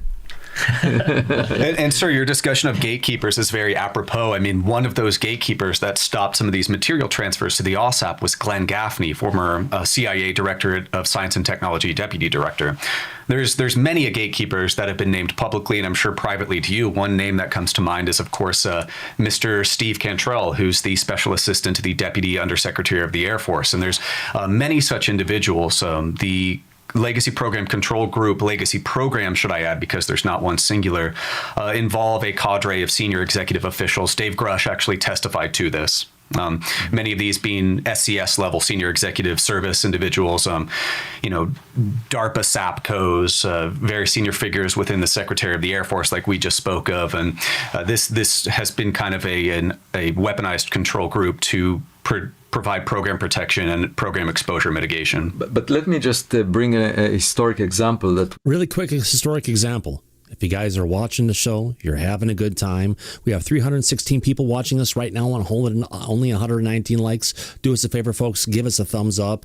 It helps YouTube share this podcast with more people. And the only ones who can help me do it is absolutely you. Before we move on, Tom Whitmore, your hand is up, my friend. Yeah. I don't think it's valid to assume that they haven't discovered anything or learned anything in the legacy programs. We can't get to the legacy programs, so we don't know what they know and what they don't know. What supposedly we got fiber optics, I believe. We got Velcro and Kevlar. What else did we get? Oh yeah, probably the microchip as well.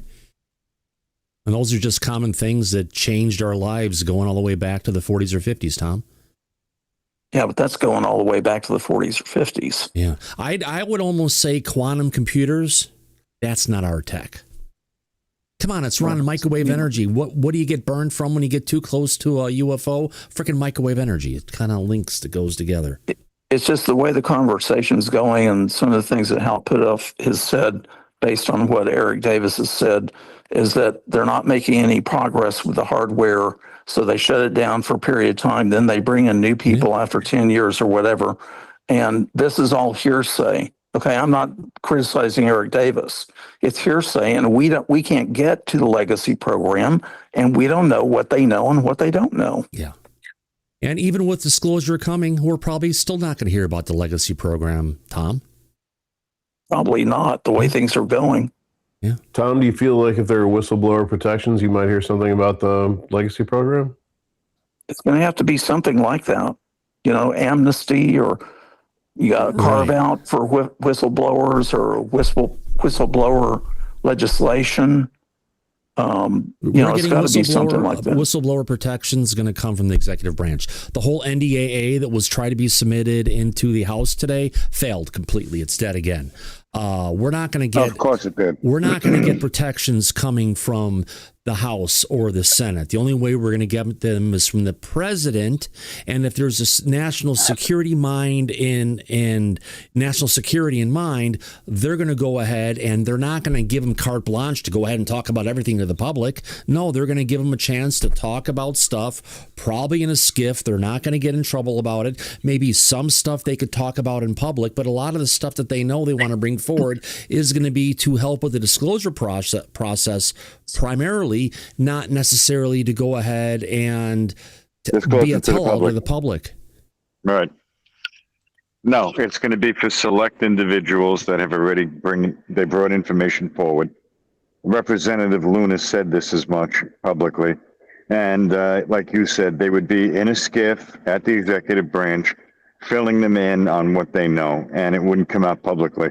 But I believe, Daryl, to your point, that if they did have increased whistleblower protections, either through Congress, which we know is a dead issue, or the president writes an executive order on whistleblower protections, that would then open the door, I think, to get more information than we have before on the true nature of these programs that these people have worked in.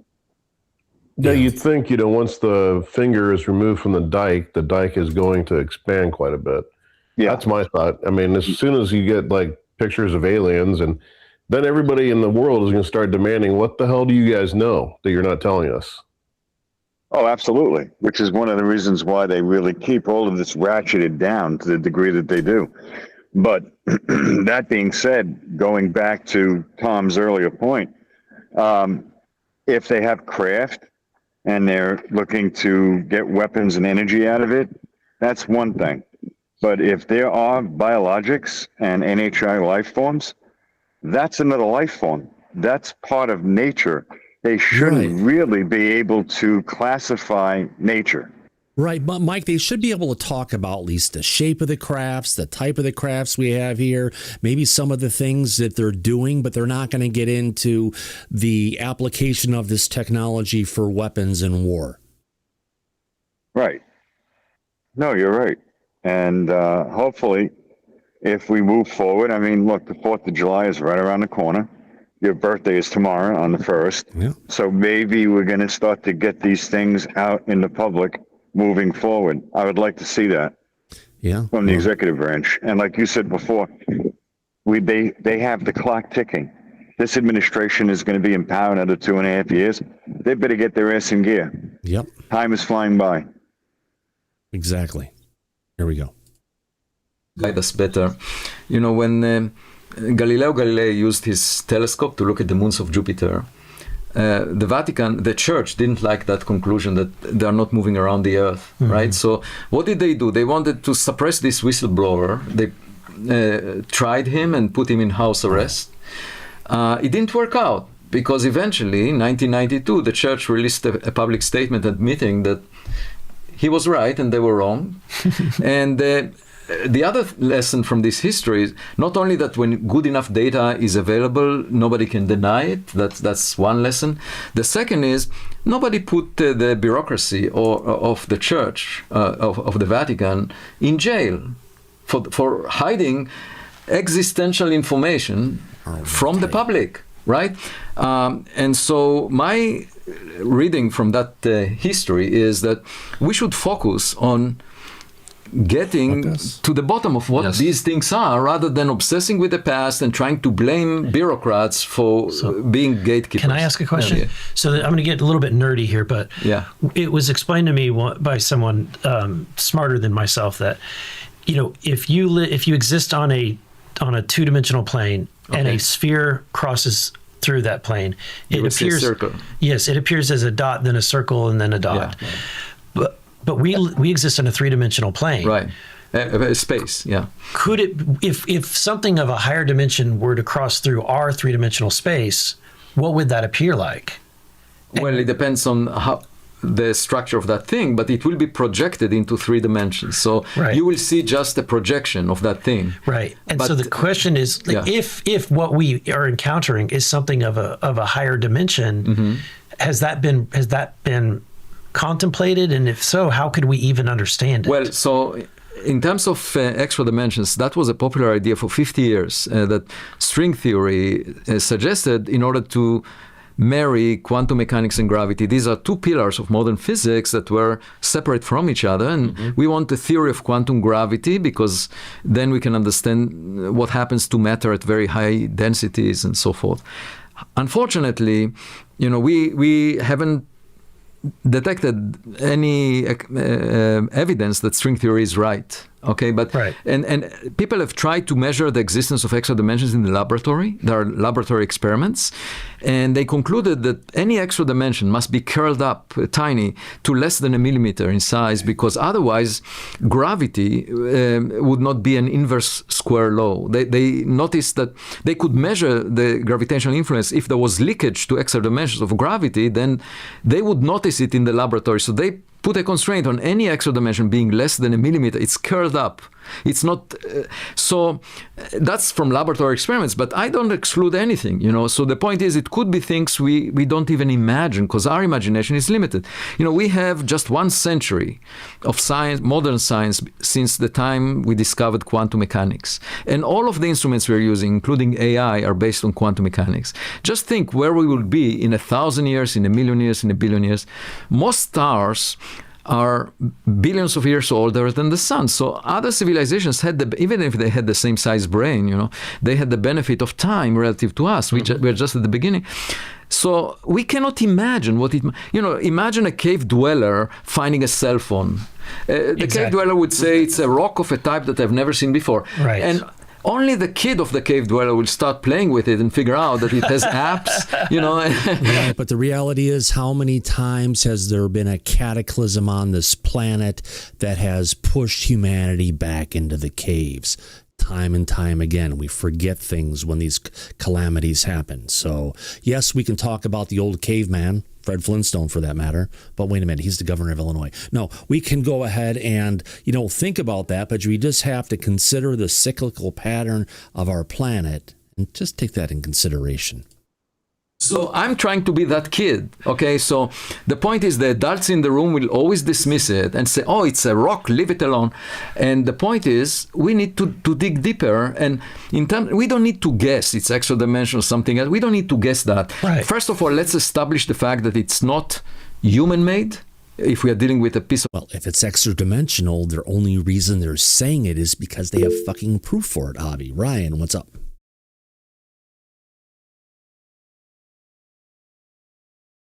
Okay. Technology, and then we can start asking, okay, so what is it good for? How does it operate? Like a kid, how do things work? But I suggest not jumping to the conclusion before we actually examine it. So just think of this process as the process of learning, and in the process of learning, the best thing to do is watch the evidence or listen to whoever is on the other side, because you may not have good enough imagination. Okay, talking about imagination, Ryan, I called on you a couple before, but you didn't answer, so we continued on. What say you? Yeah, sorry about that. I'm listening to Avi Loeb, and I'm willing to support Avi Loeb and what he's trying to do, but I think he's in for a big ontological shock once he realizes how much the government already knows. Yeah, well, you know what? Hopefully he can open his mind and learn from what's going on around us and get his head out of his ass. I think I'm willing to support him because I think he has good intentions, but he just doesn't have...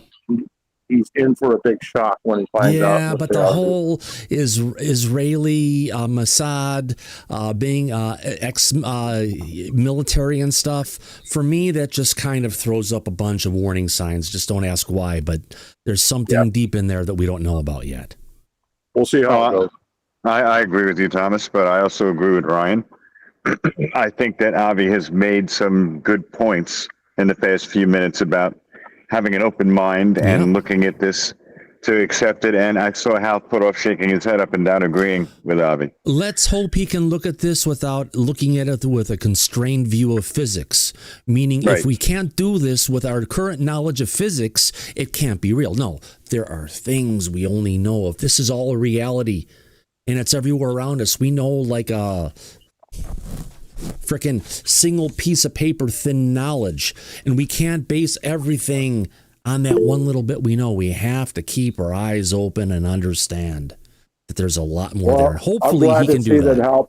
I'm glad to see that Hal Puthoff has been hanging around with Avi Loeb a lot lately. They've been together a lot. Well, no, they were just in Washington together. It's not like they're buddies. Well, Hal can kind of update him on what's really going on a little bit. If that happens, that's a good thing. Absolutely. Right, Tom Whitmore, your hand is up. Yeah, if I understand this correctly, I think what Avi Loeb wants to do is being a Harvard scientist, he can get other top elite scientists involved, and they can get access to this sensor data and analyze it. Sensor data that up to this point has been classified. and that it could be declassified so that they could study it. The biggest concern I have about his scientific council, Tom, is majority of the people are not citizens and they're not from the United States of America. There's a lot of great scientific talent we have here at our schools and our universities and other places. And I know he's an international guy and stuff, but you know what?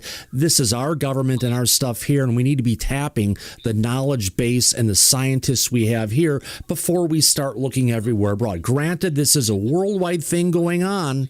However, we need to look beyond Galileo and the different things that have been set up with his projects, and we have to look at this this is a United States problem. We have to bring out our best and bring them on board that panel.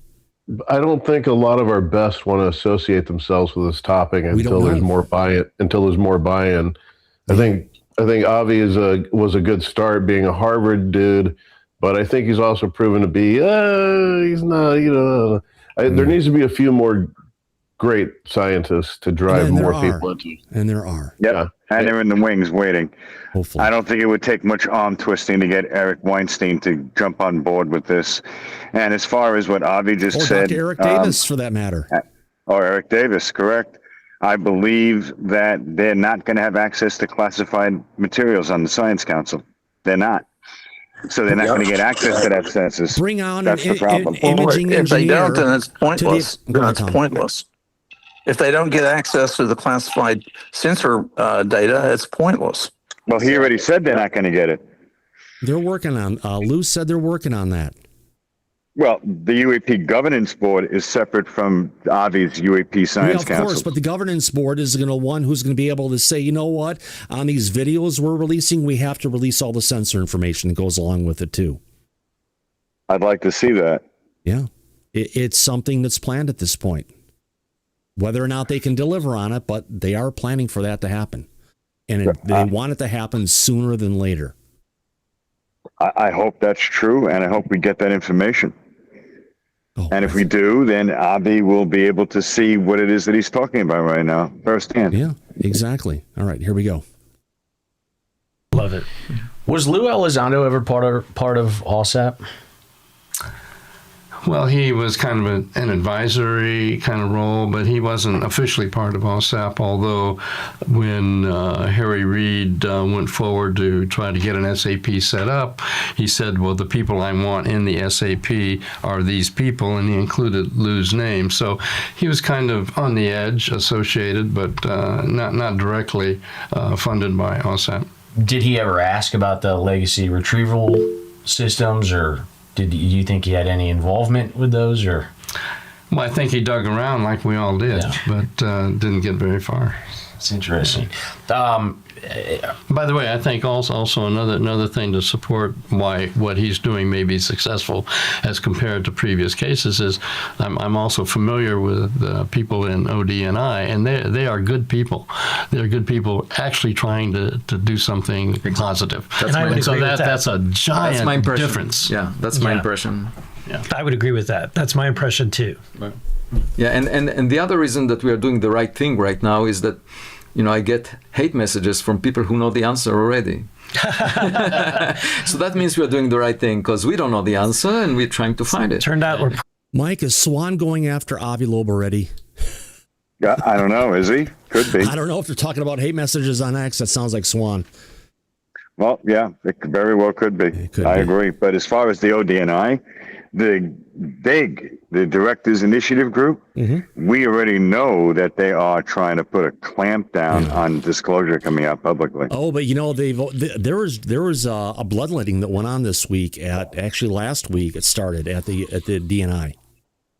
Well, I hope it included members of the DIG group. They need to go. We'll find out. Especially the ones with the CIA ties. Yeah, they need to get the hell out of there. Exactly. I think you might have stepped away for a second, but didn't he just ask Hal Puthoff if Lou was part of OSAP? He did. No, and he did.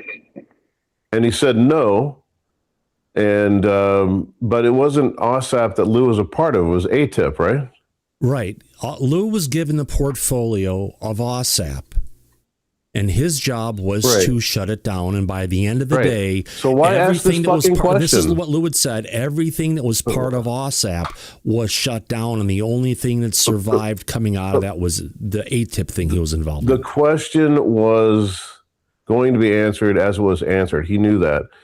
But the question was asked to sort of throw shade at Lou. Lou, is it true Lou Elizondo was a part of this program or not? No, he wasn't. So people are assuming Lou. So people assume that Lou said he was part of OSAP, but he was always said he's part of ATIP. Even Harry Reid, the guy he was talking about, Harry Reid, wrote a letter of confirmation to say that Lou Elizondo was in a leadership role in ATIP. ATIP, correct? Right. And when OSAP was shut down, he was given the portfolio with the instruction to go ahead and shut it all down. And who asked that question? Was it GERB or was it the other guy? It was GERB. Oh my God. Fucker. That is like a lawyerly thing to do.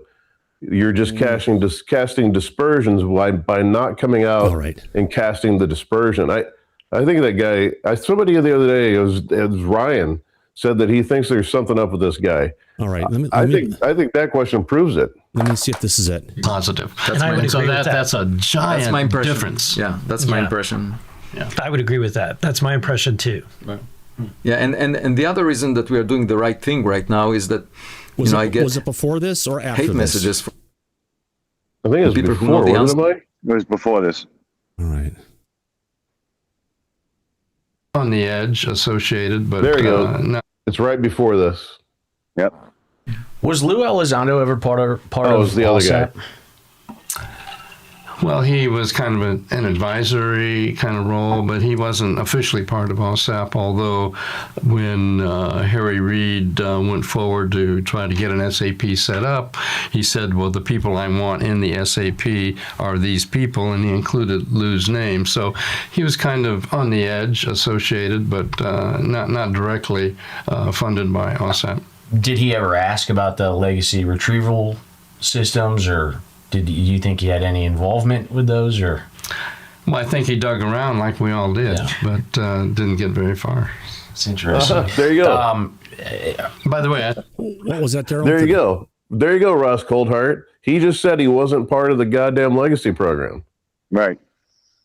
You hit the nail on the head, Daryl. But you got to deal with Ross has his sources.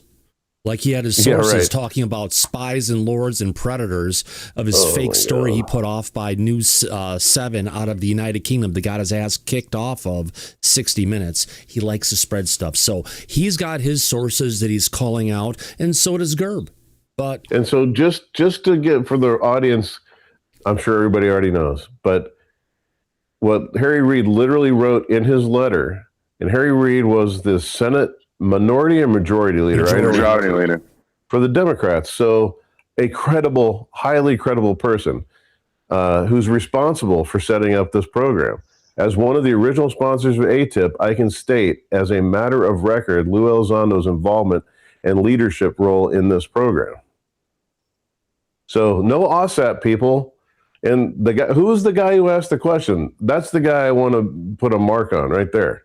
Because that's fucking ridiculous. This is the host that Eric Burlison is paying. What? This is Eric Burlison's podcast. Well, it's just a bad question, but that seems really ludicrous. Yep, it was. It is. I don't know. I don't think so, because there's been nothing but total confusion about OSAP and ATIP. I think it's a reasonable question. I think I could see it that way, Tom, but I could also see people using it the other way, because a lot of people don't know the whole story. They don't know that Harry Reid said he was part of ATIP. A lot of people don't know that. And so this guy asked the question, then you assume, oh, well, this guy Lou Elizondo must have lied about that.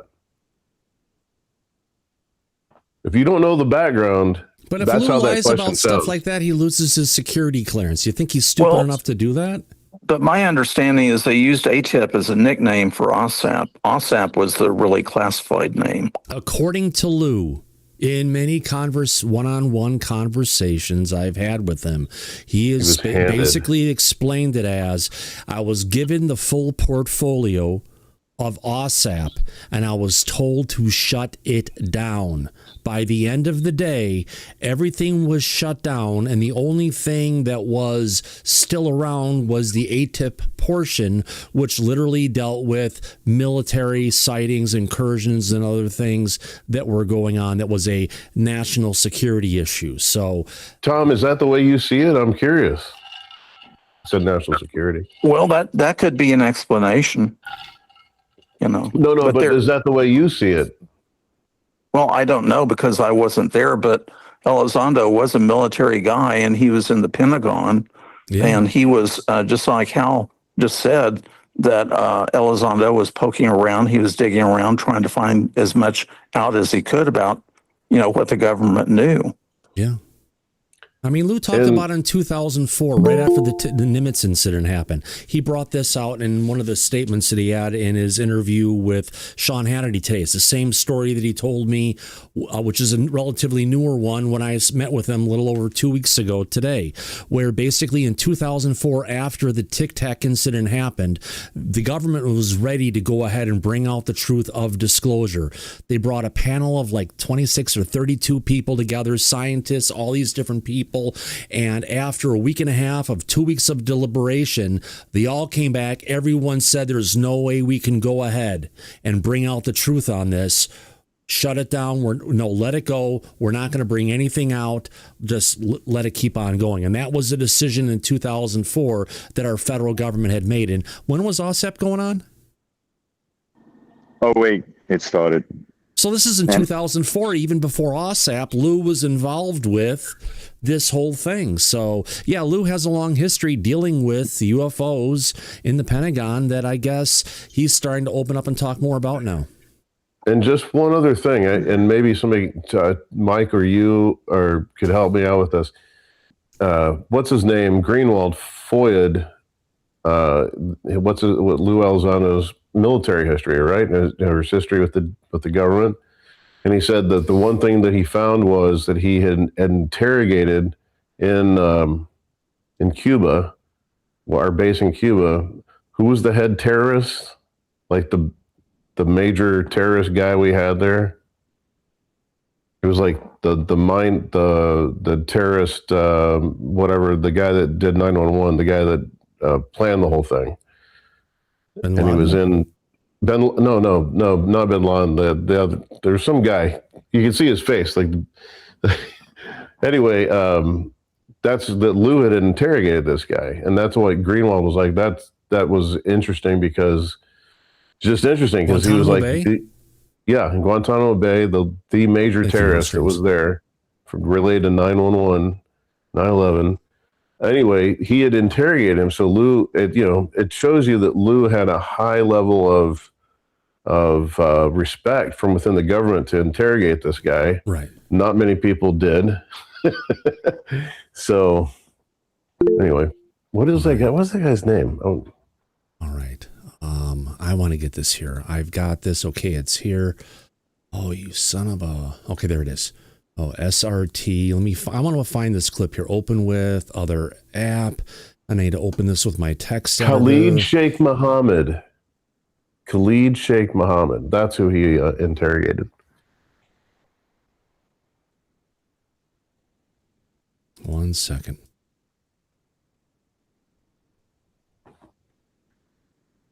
Cancel. 1 second here. Okay, so this is okay, so I'm gonna all right. That's right. 42 minutes and 31 seconds into the Hannity conversation.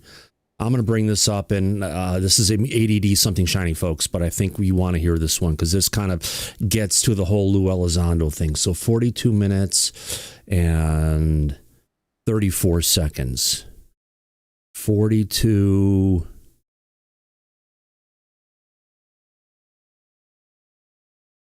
social norms. And it doesn't seem like that would be a government's function, but they've done it. And I can give you examples. That the population panics, that the American people panic? Yes, there were 2 studies done back several decades ago. There were formal studies. One was by the Rand Corporation that said, if you actually have a conversation and tell the American people the truth about this topic, you can destabilize markets, you can destabilize religions, Because during the Nixon. That's right. Yeah. And then later, there was in 2004 another working group. I know 2 of the people that actually attended the meeting. It was sponsored by none other than the White House in 2004.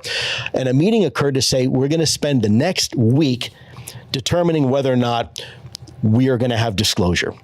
And the scientists went in. They were super excited. They're like, oh, great. We're finally going to tell the American people the truth. At the end of that week, it was unanimous. Every single scientist agreed, we can't tell the truth yet. Now, I was not in that meeting, but several of my former colleagues were actually in that meeting, and they can tell you much more about it. You have financial issues. Here's a perfect example. Let's say you are company A, you are company B, and I'm a 3-star general in the Pentagon. Right. I find some interesting material here, and I slide it over to company A, right? Nothing to you. Now, 10 years later, company A becomes a multi-billion-dollar aerospace company. Company B, your company folds, you go bankrupt, 200 people lose their jobs, and not only that, your investors lose their investment. Now, there are SEC, Security Exchange Commission rules that prohibit this unfair advantage where I give company A something and company B, you don't get it, right? Okay, so sorry, I let this go a little bit too long. I just get into the conversation, Lou, talking about the stuff. So there was stuff going on back in 2004. They wanted to bring out the truth, but it was shut down. People said humanity isn't ready to handle it. But apparently right now, they are, Daryl. Sorry about that. National security? I would think so. There's too many strange things going on in the world that, there you go. Why couldn't you accept it? There you go. All right, here we now back to Avi Loeb and Hal Puthoff. Talking back about ATIP and that stuff. Also another thing to support why what he's doing may be successful as compared to previous cases is I'm also familiar with people in ODNI, and they are good people. They're good people actually trying to do something positive. That's a giant difference. Yeah, that's my impression. Yeah, I would agree with that. That's my impression too. Right. Yeah, and the other reason that we are doing the right thing right now is that I get hate messages from people who know the answer already. Okay, Swan, leave Avi alone. So that means we're doing the right thing because we don't know the answer and we're trying to find it. Turned out we're probably all going to be wrong in some way. Exactly. It's a learning experience. That's what makes life fun. You don't need to pretend you know the answer in advance. Dr. Puthoff, to expand on the OSAP ATIP conversation, so there's the legacy program, there's the OSAP, which was not part of the legacy program, existed outside of it, largely in terms of its later years attempted to pry craft, materials, data, etc. out of the legacy program through now deceased Dr. Jim Ryder. What was ATIP's role in this? Well, Lou Elizondo was, basically was, you might say, the kind of leader of ATIP. In other words, as things were getting shut down under OSAP, we didn't want to just say, oh, okay, then we're done, And so, what activity he was doing, we just used. ATIP actually had been a nickname for OSAP along the way, but, it was not itself an independent program. So anyway, what Lou did under the ATIP label was to, for example, gather up the videotapes, some of which have come out and so on, and gather data from what had been successfully carried through under the OSAP program. So he was again military stuff, folks. Looking at it from the military aspect, that's what ATIP had been focused on. Military. Just energy systems, stuff that's part of the IC. Collaborator, and he and Chris Mellon, took on the task of trying to get this further up the chain of command to General Mattis, who's Defense Secretary, and they couldn't get through his gatekeepers. Wait a minute. Mattis, that's M-A-D-I-S? No. M-A-T-T-I-S. Yeah. Mattis. Mad Mad Dog Mattis. 1 hour, 27 minutes. Okay, so, okay, let's get to this one. Let me go back to it again. What did I do with it? Minute, I need to go to an hour and 27 minutes and 45 seconds. An hour, 27 minutes.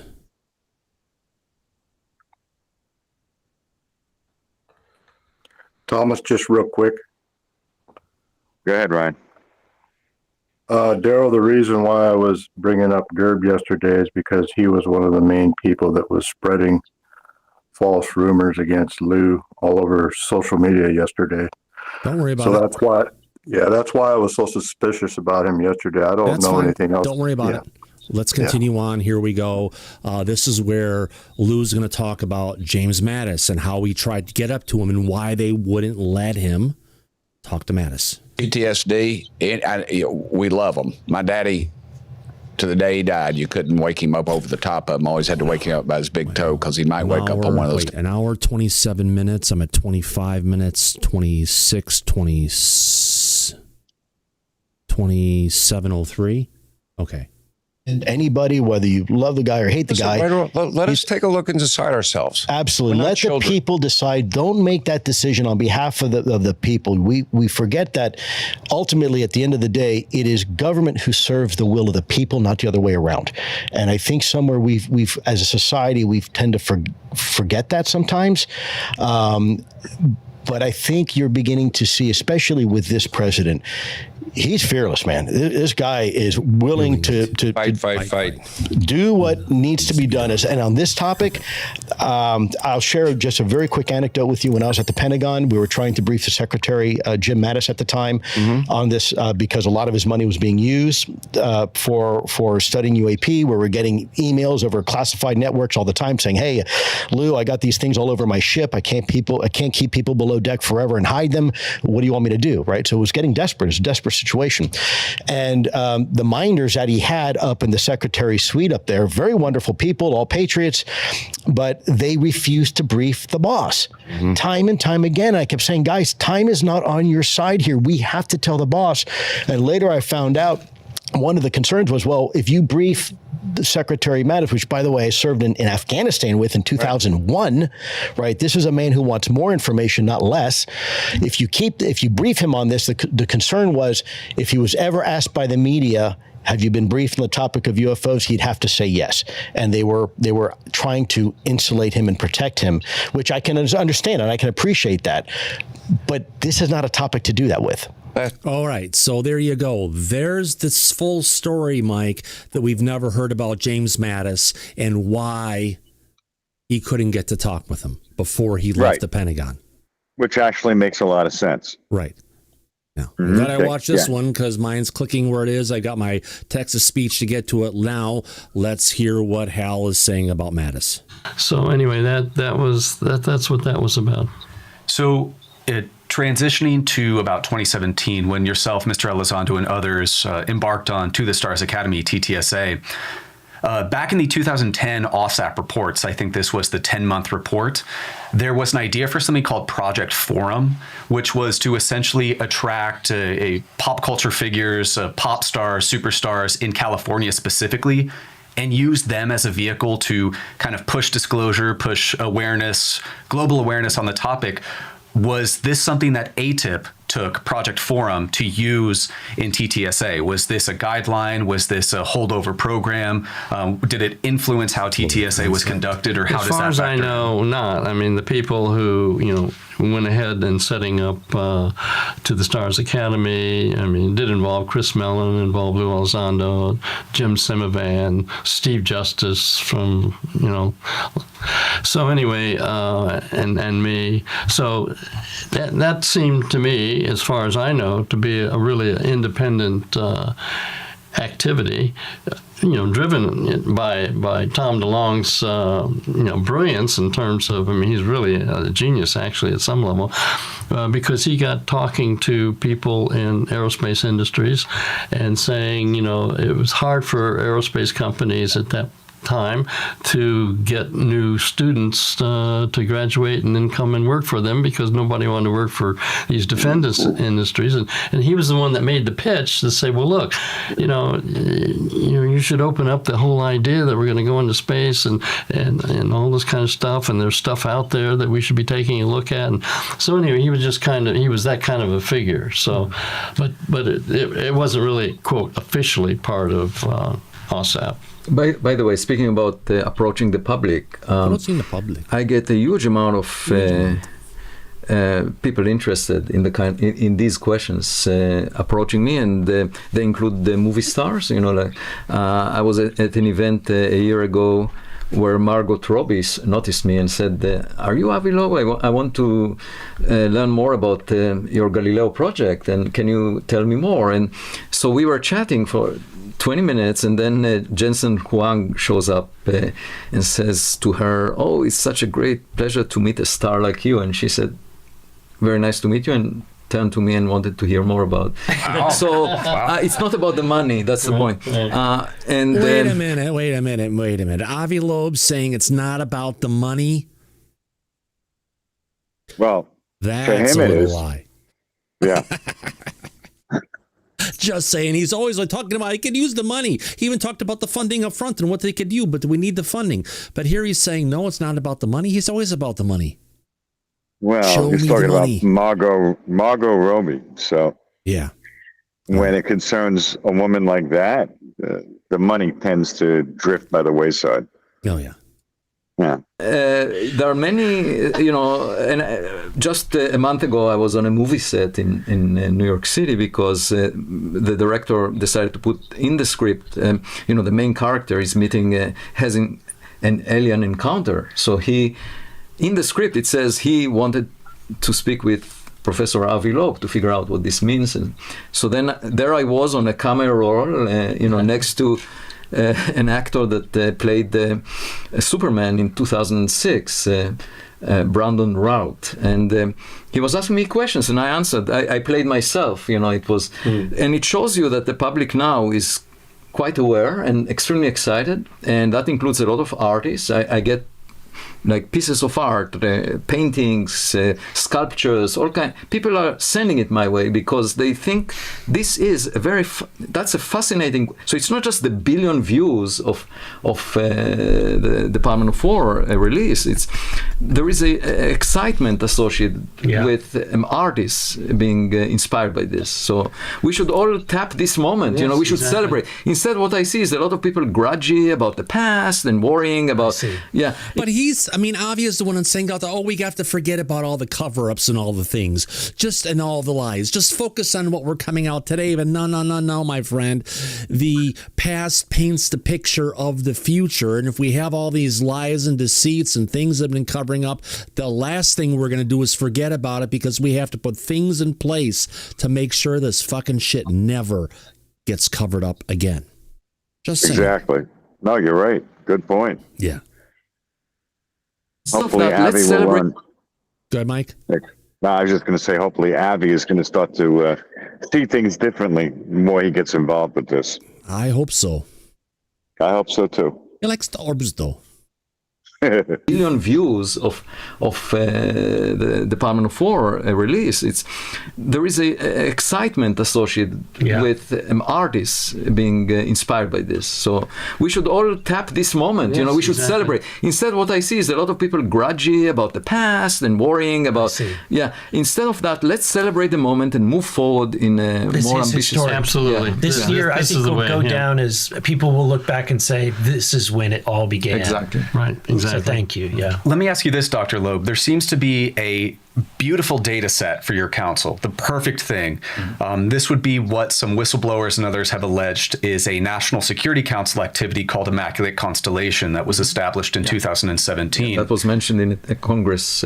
Yeah, allegedly, and I do believe this is fact, this activity out of the National Security Council, again, is a basically catcher's mitt for a trove of very high quality imagery intelligence, signals intelligence of both non-human technical vehicles and reproduction vehicles, meaning our copycat vehicles of these systems. This data, of course, would be held in the National Geospatial Intelligence Agency. So how does your council plan to address that sort of imagery and those sort of allegations? Well, the UAP governing board should have representation from those sources. And so we are requesting information to be declassified or at the very least shared with me or my counsel. And we specified a lot of events. I don't know, obviously that's all that we know right now, but there might be more in the program that you just mentioned. And so my hope is that this will gain some inertia, that the people in those agencies will realize that now the sentiment is different coming from the top, from President Trump, so that affects the entire system. And my hope is that they will be in a mode of cooperation rather than blocking, as long as it doesn't jeopardize national security. You don't want to compromise. So every item released has to be examined in this light. But then if we're talking about decades ago, everything that was found decades ago is irrelevant for the battlefield nowadays, right? Because we have much better technologies. Therefore, if you go back enough, these things should be released in full. So Dr. Puthoff has addressed the subject of gatekeepers quite a bit. What do you plan to do when you inevitably come across these gatekeepers? If you're pursuing specific records, specific data, that could be super, super helpful to the efforts. Well, I will do my best to push through these obstacles. I had a lot of challenges in my life, and my skin is made of titanium right now. And frankly, I'm not about maximizing the number of likes that I get. I don't know if you follow me, but I don't pay attention to the audience. I just try to do the right thing. So that's great. I will do my best. If I'm not successful and I cannot achieve anything, which is a possibility, I'll just give up. I'll just say, okay, well, what's the point? I'd ask the White House. I'd say, Mr. President, we got a problem. When you run into the gatekeepers, you're going to come back on Fresh Freedom and you're going to expose all of their names at once and we'll put them on blast. How's that? I never manipulate people, and they will hear from me quite clearly if I know who they are. Yeah. They'll either play ball or they won't. If they won't play ball, well, just forget them. That's past. Let's go on into the future as his planned program will be. The celebrity. Now, all I can think about is Ringo Starr when he put that video out and he's like, no more fan mail. Peace and love, peace and love. So we might have to put a video out saying no more fan mail for you. Well, it goes somewhere, depending on the content. Can I ask one more question before we close out? Okay, Dr. Puthoff, up until recently, the discussion of the legacy programs, why have our semi-private institutions, federally funded research and development centers, and university-affiliated research centers, GOCOs, government-owned contractor-operated institutions like Air Force Plant 42, why have these been missing from the conversation? There's so much focus on like the defense contractors, the Lockheeds, but in reality, as Representative Burlison has been beautifully pointing out, such semi-private systems like the MITRE Corporation that receives 99% of its funding from the U.S. government is the perfect method in which to keep programs outside of government control, but for the U.S. government to still retain possession of the program, of materials, of institutional knowledge even. So why has it up until now, why have these not been discussed? Well, in our case, we didn't involve ourselves with the FFRDCs, which is what these organizations are. So I just never ran across that issue.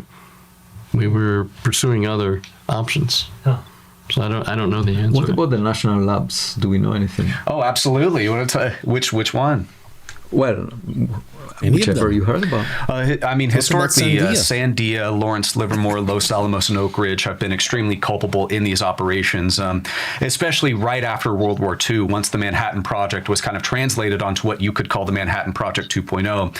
And that's where they brought in the UFOs and locked them up under the tightest security that the United States government had at that time. I actually think one of the greatest What again, They Mike? created the National Security Act, the Air Force, the CIA, and then they had the Atomic Energy Act in '54 and the Invention Secrets Act in '51. Yeah. So yeah, they really got the ball rolling after the Second World War ended. Oh, yeah. They did. Mm-hmm. Yeah. Scientific minds in U.S. history. Go ahead, Mike. Sorry. Nice that they're talking about these labs and their involvement with this. Exactly. All right, let's listen in some more. Here we go. In these operations, especially right after World War II, once the Manhattan Project was kind of translated onto what you could call the Manhattan Project 2.0, you can actually thank one of the greatest scientific minds in U.S. history, Dr. Vannevar Bush, for establishing the relationship between the scientist and between the U.S. government. So, and there was a conference that Edward Teller coordinated with the most distinguished scientists discussing UAP back in 1950s. So there are serious, credible allegations that within the late 40s, 1948 to be specific, President Harry Truman established classified presidential executive orders, also referred to as by your colleague Dr. Eric Davis as PEDS, Presidential Emergency Action Documents, that relegated custody of recovered disks to Atomic Energy Commission National Lab Control to be studied under Vannevar Bush, his soon-to-be Joint Research and Development Board, and then Research and Development Board. And I do think that is factually correct, and that kind of spiraled out. Vannevar Bush lived in Belmont, which is just next to where I live in Lexington, Massachusetts. Wow. And isn't it time for the U.S. to gain global leadership in both science and technology by discovering what they were talking about, these guys? Well, I think they've already discovered this, and this is the real problem with these programs that Dr. Puthoff and myself and Representative Burlison's been trying to pursue, the legacy programs. The secrecy apparatus of these programs, which were largely established as a centralized effort in 1947, have compounded and grown and spiraled so out of control. That's why, when Dr. Puthoff's talking about the program being shut down in 1989, there was so much confusion, and I think we reached a good point today where it wasn't the program that was shut down, but a specific element of the legacy program that was shut down, because this has spiraled out so much and there's serious allegations. Maybe Dr. Puthoff can comment on this as well, that specific aerospace contractors, I'll name them, Lockheed Martin and Northrop Grumman, established their own retrieval and recovery activities with self-fund through independent research and development funds. Have you come across similar allegations, Dr. Puthoff? I've come across similar allegations, yes. Interesting. I had a high-level executive from Lockheed Martin former high-level executive, visit my home, and I asked him, is there any truth to these there. He said claims? And he said, it's not wrong. Whoa. That's. Would you connect him to Representative Burlison? I have to. That was like a few years ago. I have to find the name. Yeah. Yeah, that would be fantastic. Yeah, but I asked another one. We're making progress right here on Fresh Freedom. That's amazing. Dr. Puthoff, one more question. If there was one more institution Representative Burlison has not investigated yet that he should, it can be a service or agency within the U.S. government. It could be an FFRDC, a UARC, prime contractor, subcontractor. What should it be? Number one that Representative Burlison has not discussed yet or investigated yet. How about going back to DHS and asking to talk to the people involved in security there? Okay. Because then they had links. But remember, in the last couple of years, all security for the United States of America has been handed off from the DHS. Mike, you remember who it was handed off to? 3 seconds, Mike. Susan Goff. No. It was handed off to the Air Force. Yeah, that's right. So if you want to know what's been going on in the country for the last couple of years, you got to go to the people who were created to cover up the UFO program. How convenient, Mike. Almost 80 years ago. Oh, yeah. And I got a Ruber to come up. Can't wait to get this done. Yeah. And connections. If they could reveal them, then that could be useful. Industrial security personnel, PSOs, program security officers. The DHS government security officers who went searching for gatekeepers.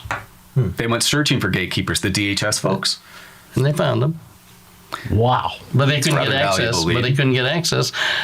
Because even to begin to get access, you've got to have SAPs. And Kona Blue had not yet been turned. It was a PSAP, a proposed SAP. It had not made it across the goal line to become an SAP. So in the absence of that, it didn't go anywhere. So you have to have SAP credentials, but you ASAP. also have to have additional need-to-know credentials that the legacy program deems the individual institution has a relevant need-to-know. I suspect that, I mean, I don't know for sure because I've never been part of the legacy program, but I imagine that, you know, the legacy program people sit back there, and if somebody comes along, like, say, a proposed Kona Blue, they may share information if they feel it's going to help them do whatever they're supposed to be doing, or if they think it's not going to help them, they just won't cooperate. I mean, they really have power. So what about, you came across some gatekeepers, what about another gatekeeper's name for Representative Burlison's office to investigate that may need some public aid? I mean, I don't know the names of the gatekeepers. I just know the names of, you know, some people who encountered the gatekeepers. Well, give up the names. Last thing. Do any of you feel like worried or nervous or feel threatened by anything or anyone? I jog every morning at sunrise, and I see only ducks, wild turkeys, and birds. I don't worry about anything. You know, we live a short life anyway. Why not make the best out of it? Exactly. Smile. Very nice. If you were to be concerned, I'd be concerned about DARPA's Security and Intelligence Directorate, DARPA SID, and AFOSI-PJ, the Office of Special Projects. So if you have any reason to be concerned, I would look at those elements for a bit of worry. Well, if I had any vote, I would put Mr. Gerb on the council. I think he has clearly a lot of knowledge. Okay, really quick. We have 320 people watching before I get to the secret that's coming up next. Only 176 likes. Come on, folks. If you're having a good time, do me a favor. Give us a thumbs up. And if you haven't subscribed yet, we'd love to have you as a regular because we have a 2-for-1 special, Mike. Today, tell us more, please.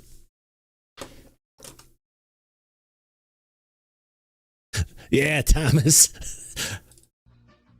That's right. We got a 2-for-1 special here. If you subscribe, and we got a double your money back guarantee. We got a double your money back guarantee. Oh, I tried.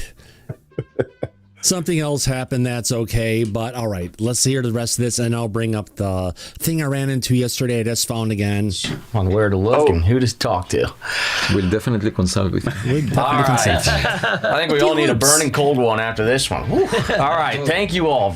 Great. Thank you all. Great conversation. All right, let's slide. Wait. Just one thing on this. So I don't know if you picked up on this or not, but God damn it, I think I want to say it's at 2154. Avi Loeb, he's asked, are you going to be on the governance? Are you on the governance board? And he says, no, I will be. Ooh. So I don't know. I find that quite interesting because you have to have a security clearance he's to be here on that board? You do. Mike, tell us about that double your money back guarantee.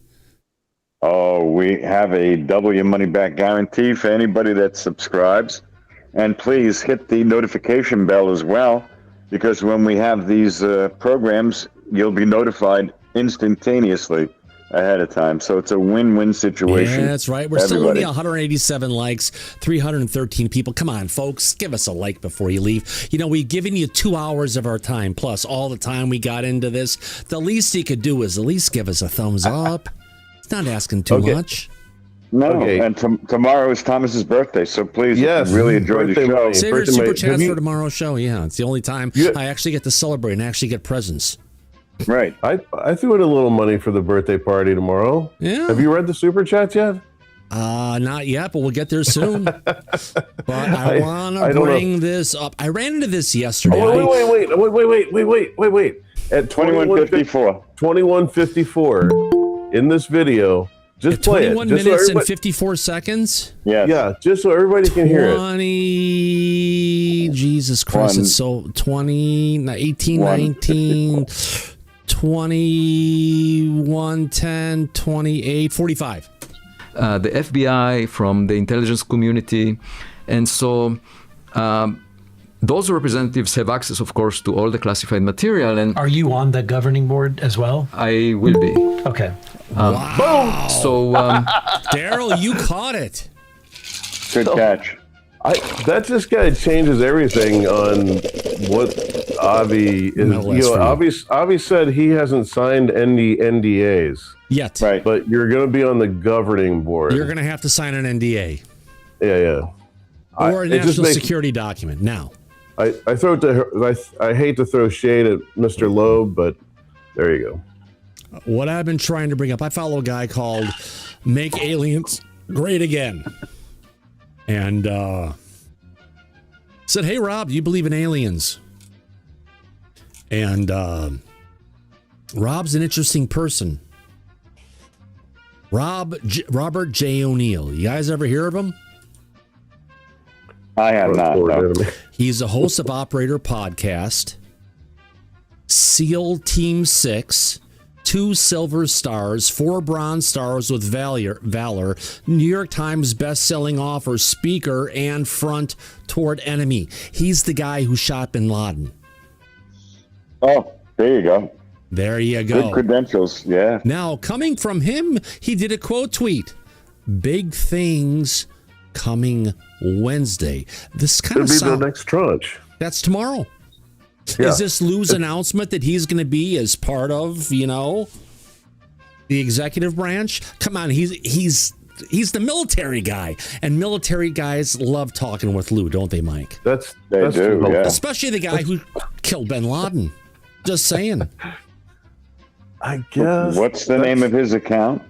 At MCHOOYAH. Ooh. I'll send it to you. But I mean, the aliens thing, it could also be, some people are expecting a tranche to be delivered before the 4th of July, so maybe tomorrow. Friday. Okay, Mike, I'll send this to you as a DM. How about that? Yeah, please do that. I'm going to follow the account and see what comes tomorrow. Oh, God, yeah. So there may be nothing, but I saw that and I saw who this guy was, and I know how Lou likes talking to military people and the whole kit and caboodle. Oh, he does. This could be something, and I didn't bookmark it. Apparently, I should have, but I went down and I tracked down the frickin' post from Make Aliens Great Again, and there could be something there, folks. You never know. Be. Well, we'll find out tomorrow. One way or the other. So. What a great birthday present that would be. That'd be great. Ginny Lou, thank you very much for that super chat. I appreciate the show. Look forward to tomorrow watching. Yes, absolutely. Thank you. And thank you for being a part of the chat. The chat is where it's at. It's a great opportunity for people who are watching the show to go ahead and be a part of the conversation. And even if you're watching from a TV, I've got to have a phone here somewhere. Son of a bitch. Here we go. Grab your phone. Bring it out. Join in on the conversation if you can. And you know what? You can jump into the chat. You can be a part of it. You can be a part of the surveys. I'm sorry we didn't do a survey tonight, Daryl. Although we got It's okay. I've been enjoying my national security. Yeah, so have I. And actually, since you're saying we're enjoying the national security again, where you am just I? said it again. Cheers, my friend. Cheers. There we go. I fixed it so I'm in front of you now. So if we want to do a cheers, I'll pick myself over and fly over to you. We'll do a cheers. Great. How about that? Great. That's awesome. Yeah. So let's see where it goes. Hopefully there may be something tomorrow. There may not be, but it's just, you never know. That's true. Happy birthday. Either way. On that note, turn off the flea. And by the way, it tomorrow, sounds to me like I've got that music going. We got some super chats, and today I guess I need to go ahead and look and see what's there. All right. Yeah. Well, I already went over these earlier. Daryl, thank you. Thanks for the show. Number one this morning. Absolutely. Area 51 Unvetted. Number one show. Shelly Montgomery. She's been supporting us a lot. Thank you, Shelly. That's going to be hitting your freaking vodka budget, but that's okay. We thank you very much anyway. And also, Ginny Lou, appreciate the show. Looking forward to watching it. Yeah, we'll have a good time tomorrow. I want to thank everybody in the audience for coming out because, I'm here because of the shit I went through as a kid, but it's not just about me. It's about all of you because, Mr. Acavino, you know how that goes. We got to have a fun time and, have a cheers as we're getting through it because, you know what, we're dealing with something that's so fucking serious, Daryl. We have to be not so serious about talking about it because otherwise we're all going to be fucking crying about this shit. We've been talking about it for how many years now with you? I've been going at this since 2020, if not before. Yeah. I was going to say 6 years. Yeah. So in 6 years, you got to find so this much shit thinner because I was, and so much younger because I was. You have to take this shit not seriously after 6 years of talking about this shit. But I do take the stuff I get from Lou, the conversations we have, the gentleman, the truth he brings forward. I do take that serious. We have to. Yeah, very. Yeah. Mm-hmm. Yeah, great times always. And on that note, thank you for coming out tonight, Mike. I appreciate you being here. Oh, my God. I wouldn't have missed it. It was a good show, great conversation. Had a lot of fun, and we're going to see what's in store for tomorrow for everybody. Yeah, if not, we got other stuff to cover. There's Dr. Eric Davis has been hanging out with the Soul Foundation again. There's some videos we can go over there and cover, and whatever news comes up for the day, we'll be here, same bat time, same bat channel. Yes, 6 p.m. Pacific. We'll have a fun time, and we will make sure to keep the bullshit to a minimum. That's right. But we will point out other people's bullshit because that's what we like to do so much. Oh, and we're good at it, so absolutely. And we're serious about not being serious. Absolutely. And as we say at the end of every episode of Disclosure tonight... No, sorry, that's not it. As we usually say at the end of every episode of Disclosure tonight... Do you believe in the existence of extraterrestrials? No, that's not it. Eyes open, no fear, be safe, everybody, but... Go back to Party City, where you belong. Absolutely. We'll catch you in the flip side. See you tomorrow, everybody. Y'all come back now. Here, take care now. Bye-bye.